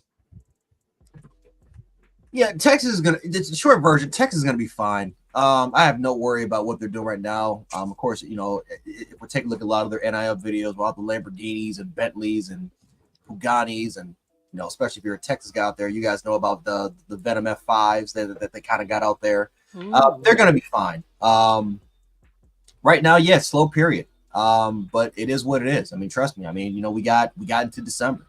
You know, Texas has a gold mine in terms of great prospects. You know, like I said, a lot of these football players right now, this is what we don't talk about, right? Camp setting is dying right now. So they're not really going out there as much. They're with their football teams. They're preparing for football. Right? We got high school football right on the loops. We all know how you know the Duncanvilles, the North Shores, the Denton Ryans of the world. Like this is what we're gonna go towards. So, you know, a lot of these kids, they don't really have recruiting on their mind right now. And so we just gotta wait for this to play out. I think another thing too is that again, we gotta remember that Texas did lose some key guys on the coaching side that did leave to other schools. And so it might not be as easy to replace those guys. You know, again, it's going to take a little bit of adjustment period, but I mean, they got what 13 commitments. That's pretty good. Yeah, not bad. Yeah, 13 guys. I mean, like I said, you know, Texas, in my opinion, because they had a large room, including with their transfer portal, they're probably going to take maybe 24, 25 guys that I think they'll do right now. But trust me, let me tell you something. I mean, there's certain schools right now that have 3-4 guys committed that are very good power programs. Now, Texas is, in terms of recruiting, right? They are one of the elite schools out there, but 13 commitments so far, that's pretty solid. It'd be understandable if they have 4 or 5, but you got 13 guys that are committed, and they're very good, talented guys. Like, these aren't slouch players. These are very talented individuals that have extreme upside. So, I wouldn't be too worried about recruiting right now. They're doing fine. Would it be? Are they on a level as Ohio State, as Alabama? No, but guess what? Rutgers is top 12 in recruiting. Will Rutgers be top 12 by the end of this year? No, they're not. We all know they're not. They're going to be 30th or 40th. We all know. So just be patient. Take your time. Everything will settle itself out. If we can revisit this, honestly, we can revisit this conversation if we get to like late November, maybe early December, and the Texas is in the position that they are now. But I doubt it. They're going to get their guys sooner or later. It may come a little later than what people expect, but just be patient. Everything will be fine. Yeah, and I do like the guy that Texas just got too. I really like his game. Cade Phillips, 6 foot 170 out of Missouri City. Really like his game. I think that was a great win. Texas wanting to do some work in the secondary. And this is a tough thing, right? Whenever we're talking Texas, I think, and don't quote me, Jay, by all means, correct me, please. The biggest emphasis for them on the recruiting trail right now is defensive line. I'm not saying that there aren't phenomenal defensive linemen in this class. There are. But this isn't like last year's class or the year before where it was so loaded with defensive linemen. This year is a little bit thinner on the defensive line front of recruiting, so you really got to be in there with your evaluations. Why do I bring that up? You have a brand new defensive line coach. You don't have Bo Davis anymore. And I'm not saying that guy is not going to be successful. Not my contention. I don't know yet. Right? I give everybody the benefit of the doubt until given a reason not to. So I don't know that he's not going to pan out. Hey, I hope he does. I really hope he does. But you're going to have to really evaluate this year because a lot of these top defensive linemen, they're already committed. So now it's about finding you a Simmons, right? Where you turn on the film, you evaluate, and you're like, yeah, we just got a gym, right? Yeah. It's about finding you those guys. So that's kind of an interesting place for Texas recruiting as well, is that their biggest need, or at least what I believe to be their biggest need on the recruiting trail. Like I say, Jay, if you're still in there, please correct me if I'm wrong on that. It's one of those classes where it's like, yeah, this is an interesting time. It's not as full, in my opinion, as years prior, and you have a new defensive line coach. So going to be interesting. Anthony says, Ty, it's a little bit of revisionist history with Mario specifically. People forget he won multiple Pac-12 championships with Oregon. How can he be a horrible game manager? The Pac is now a lot better. Like what we saw last year, and it's so ironic, Anthony, yeah, thank you very much, Jake. It's so ironic to me that the year that the Pac died, it's the best we've seen the Pac-12 in years. It's the 90s. Top to bottom. Arizona was dangerous, right? God, yeah, they were good. And in fairness, like where I do agree with what Dang Trojan or Trojan Fight, I forget which one of the USC fans said, they were like, hey, we played a real tough schedule this year. Fair. Y'all know how much respect I have for Kyle Whittingham and Utah, right? I have a ton of respect for that team. Oregon, real tough team. DeBoer came into the Pac-12 and went 25-3. Yeah. Inherited a 4-8 program, went 25-3. The Pac was really good this past year, and I grant you that. But Anthony, while that's true, he did have that success. It now has to happen at Miami, and we just need to see it happen, right? It was one of those things where this not kneeling the ball, that's not the first time it's happened. That's not the first game he's lost because he didn't kneel the ball with seconds left. And one dot is meaningless. A bunch of dots start creating a line and a pattern. And that's where I start taking notice. Gentlemen, last topic of the evening, because I got to get some dinner before the 8 o'clock show rolls around. So, Jay, Jake and I already talked about this, right? And I understand that Keon Russell now has his 5th star per 24/7 Sports Composite. Now a top 5 quarterback in the nation per the 24/7 Sports Composite. But I was a little disappointed whenever the re-rankings came out and he's still not a 5-star on 3. And I get it. I understand before anybody comments, but that doesn't matter, Ty. It'll work itself out. I agree on all fronts, but there's also what's earned. And let me unpack this for a second. We're talking about a guy that took over Duncanville his sophomore year, went 15-0, won a state championship in Texas 6A. We're talking about a guy that this past year went 14-1, won a state championship in Texas 6A. That's 2 state championships. He then goes to the Elite 11. For anybody out there saying, well, maybe he's not a 5-star because he plays for Duncanville and it's such a talented team. You're right. Duncanville is incredible. Decorian Moore is a monster, an absolute phenom. Love his game. I've watched him. He's incredible. You think the film looks good? Go sit in the stadium and watch him work. What I will say, watch how he doesn't have to adjust for the ball. He's great, but it's a symbiotic relationship. For my It's Always Sunny fans out there, symbiotic, no? He gets him the ball. But I would raise you this. He then goes to the Elite 11, doesn't have the Duncanville talent, goes head-to-head with all these other great quarterbacks. I've been quoted as saying this is the best quarterback class, in my opinion, in the past few years. It's in that conversation as the Jackson Arnold, Arch, Nico class, right? I do believe that there's an argument to be had, and we'll have that in the next few years. He wins Elite 11 MVP. Well, then, wouldn't you know it, he goes to the Rivals 5-star camp. He wins MVP there. So I agree with you. Will it probably happen that he'll be a 5-star for on 3? Yeah, I agree. It probably will. Do I agree with you that if he is only a 4-star, one of the top 50 players in the nation, we know what he can do? Yes, I agree with you. But I also think that what's earned should be given. What more does he have to do? Does he have to three-peat in Texas 6A high school football to get that 5-star? Does he have to throw for 80% completion? Is 72% completion percentage in Texas 6A football not good enough? Does he have to win more MVPs in the camp setting? He already won Elite 11 over some of the phenomenal quarterbacks that are ranked over him. What does he have to do? I understand that this may seem meaningless. I understand that this may seem trivial, and you are well entitled to those opinions. But I am of the mindset that it has been earned. And my question remains, what more does he have to do? Jay, I want to start with you on this. We'll end with Jake. Answer me this question. What more does he have to do to get this 5-star?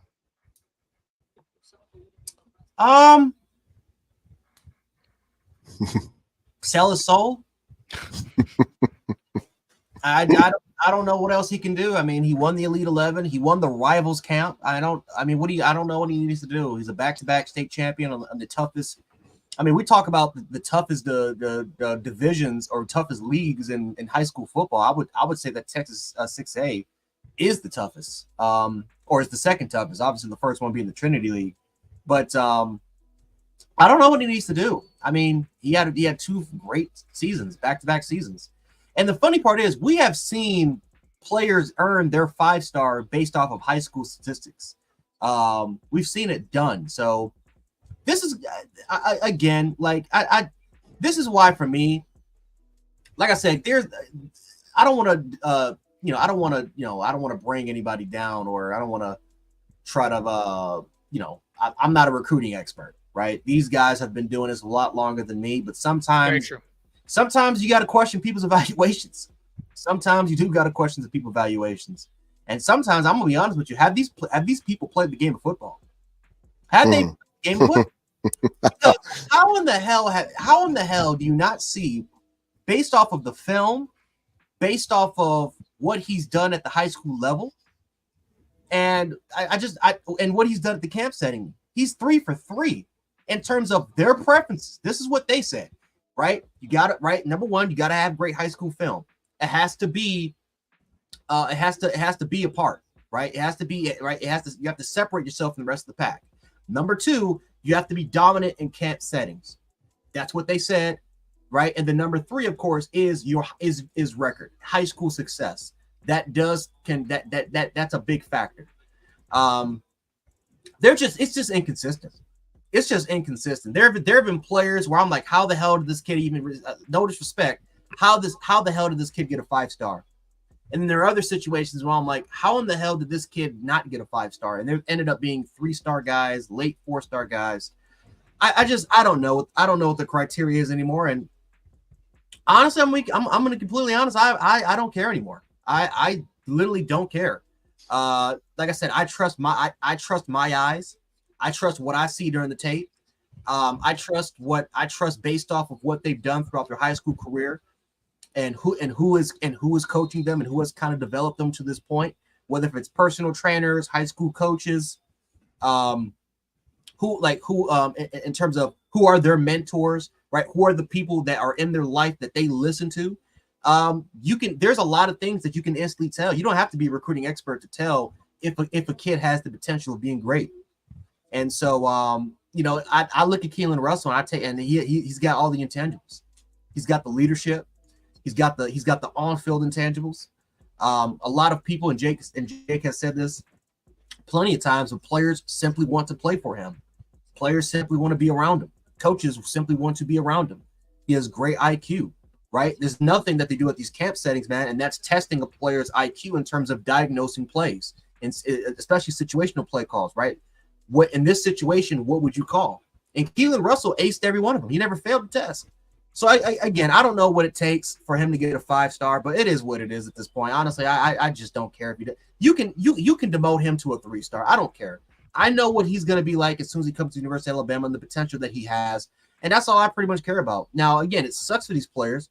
I think it's the ultimate disrespect where a player works his ass off to try to earn that 5-star, right? Especially because nowadays earning a 5-star is way more important to these players because it increases your NIL value, right? So that's potential more endorsements. That's more endorsements. That's more NIL opportunities for these players in the future. So it's not like how it used to be when you didn't get your 5-star. Yes, it's disrespectful to the player, but it is what it is. Nowadays, you're playing with that dude's money. You're playing with his money. And honestly, like I said, you lucky I'm not Keon Russell, because I'll be going off. Because now you're messing with my money that I could and like I said, you ain't gonna mess with my time. You definitely ain't gonna mess with my time. You ain't gonna mess with my money, especially when I'm showing up. When I don't have to, I don't got to show up to your camps. I got my scholarships. Mm-hmm. What I need, I got the relationships. I don't have to. I'm showing up to these camps because I want to compete, because I want to be the best. And if you're not going to reward me for that type of crap, and you're messing with my money on top of that, we're going to have a problem. We are going to have a problem. So Keon Russell, he's got a lot of patience, and he's very, very mature, man, because I know I couldn't do that. I couldn't do that if I was him. But it is what it is. This has been going on since the installment of these websites that talk about 3, 4, and 5 stars. Players have been getting screwed for years because of this. It's nothing new, but it's just another. So it's just, again, the system. It's not. I wouldn't say it's broken, but there are a lot of times where it is unfair, it's unjust, and the reasoning behind them for them being devalued is not living up to literally the standards that they set. So it is what it is, man. It is what it is. Jake. Dang, dude, that was a good take, Jance. Like, I liked it, man. I mean, that was really, really good. I think you made a really good point on like how it affects maybe NIL now. Not something I think a lot of people think about today, but it does affect. It's funny because when you are a 5-star, right, you are going to get a lot of media attention. Media attention means your name is out there. Popularity of your name means you get endorsements. You get what NIL is made for. So very, very good point that you just made, Jance. Like, that was too awesome. I think on my side of it too, is you're right. I do feel like this whole thing. It's interesting too. If it's true, we've heard like that. You can't make a significant, crazy jump in the rankings. It's just too unheard of. right? Because of where he was at. If they would have jumped him as far as they did, then maybe that was like almost too much and it wouldn't be fair. And I don't know if that's true. There's just a lot of stuff around that. I can tell you right now, based on my evaluations of what I've seen in this kid, like he completely, I'm going to be honest. He's based on what I saw with the new rankings coming out, and this is only with On3, he is the number 2 player in the nation behind Bryce, right? Over at LSU's quarterback who signed in. I mean, that dude is a hell of a player. Keon Russ is a number 2 player. The fact that they moved up Notre Dame's commit, the offensive tackle, great player, but does not deserve to be number 2. You're telling me that kid's better than Sanders Jr. and Ty Haywood and some of these other offensive tackles? I don't think so. I mean, he's a great player for sure. Does he deserve 5 stars? For sure. I'm not ranking on that kid, but I'm saying to move him to number 2 was kind of like eye popping, right? You're like, whoa, me and Ty were sitting there watching it together. We did not expect that at all. Like we were like, whoa. But you're right. What else does Key Russ have to do? And you have to ask, okay, what are the tangibles they do look at and how do they get to this point? I know they've kind of explained a little bit. It sounds like there's like a recent article or video that came out regarding what they were explaining, the head over there who looks it over and they make these decisions. But it kind of falls down to, okay, who do you have as a team then grading him? What all are you looking at? Does there other aspects that you need to look at to get a better evaluation and a better ranking in general?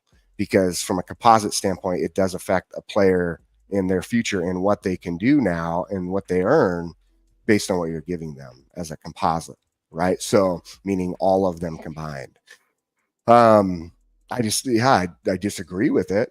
That's for sure. I feel like he deserves it now, but I'll tell you what, if there's anything that will give somebody the fire to be that much better, it's something like this. So in a sense, I guess you could say thank you, because you're going to see this kid, right? He's going to come in ready. He's going to come in ready to prove. You want to talk about length from the standpoint of from Alabama? That's exactly what it is right there. Boom.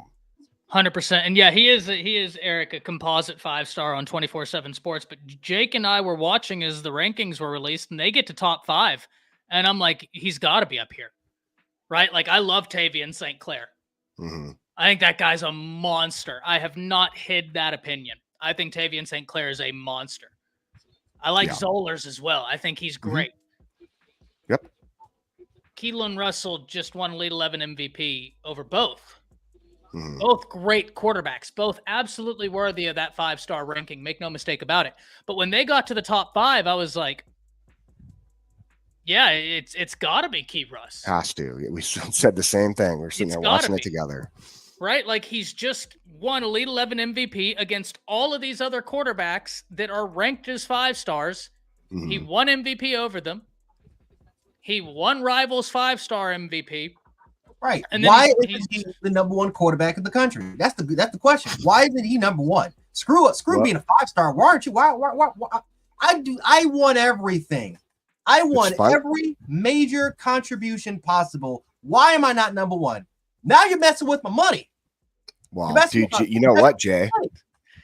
Jay, did you see that too? And Ty, did you see that? Like On3, their rankings of Keon Russ for the Elite 11 were different than everyone else's. Right. Key Russ was like not ranked very high at all. Very interesting. So how do the people that put on the event that are the really quarterback people have such a different take? I don't know. Because I saw 24/7 had him like as either 39. MVP or co-MVP. I haven't seen where On3 had him, but I'm going to be honest. It doesn't matter where 247 or On3 had him. The people who put on the event had him as the MVP. Mm-hmm. So quite frankly, whether it's Rivals, ESPN, On3, 24/7, your opinion matters little to nothing if the event has him as the MVP. It's their event. Yep. I don't know, guys. But we're going to hop off of here.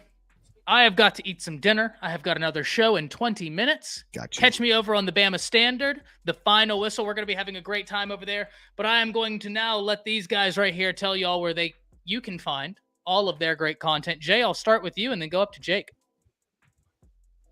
Yeah, you guys can find me at Jant716 on X or Twitter or whatever you want to call it. Like I said, if you just want to hit me up, if you want me on your show, or if you just want to have a conversation. Trust me, I've had a couple people that's actually kind of reached out. We had some really good conversations. Definitely follow me on Jant716. I'm about to start a Discord. That's one thing I'm trying to work on now is a Discord channel for football minds, especially when the season starts. Hopefully that we can do that, get that fun, especially when college football comes around and people just want to join in and do online dynasty. That's something that I'm doing. So definitely make sure to follow me on Jet716 for all those particular updates. If you want to watch me, rage quit or just talk football or just talk about whatever about life, I talk literally everything on my channel, Jant Sports on YouTube. There it is. Y'all know he's always over here. Go show some love to Jan. It's been a part of this live stream as long as I've been doing it. First person I ever streamed with, first live stream I ever did, Jans was on it. And I'm just very, very blessed to be able to continue doing it with Jans. Jake, tell the people where they can find all your great content. Jeez, I'm all over the place right now. No, you're good. The lack of food. I know, man. We got to get you eating. Jance, make sure you guys follow Jance. He phenomenal job. Obviously, you guys get to hear his takes every time we do these roundtables and he jumps on. Just great job, man. And I've always enjoyed him ever since I got a chance to meet him, meet Ty, Coach Sean, right? Jason, all the boys that I get to jump on with, man, and talk. Really appreciate every single one of them, and all the channels that have me on as guests. I have my own channel now, right? Set the Tone, Alabama and College Football Talk. It's been fun. It's newer, right? Getting stuff rolling out. I think I have a video dropping today again on some Oregon football, which is a weird one for me. I don't typically cover Oregon stuff, especially considering where I played, but I thought it was something interesting that needed to be covered just because they've been doing some crazy stuff in recruiting. It does not sound like they are done anytime soon. So check that video out. In the meantime, come over, subscribe, follow, share, and then definitely hit the bell notification. I think that's the best way for all of us. If you follow our pages, that we are constantly doing content together, doing it, apart, doing different things. But for you guys to get those updates when we're dropping videos, Ty and me did 2 videos we dropped the other day on his channel. I've just done 2 recent videos. I'll have another tomorrow. So Jay, I know, is dropping a bunch of content. Follow us and get those notifications so that way you can jump in, especially when we go live, so you can enjoy. Like this chat today was great. We appreciate everybody coming in here. So thank you. Love it. But let me introduce you to the 4th member of the panel who hasn't been talkative, but always gets the last word. And that's the spinning wheel of doom. And it spins. And spins.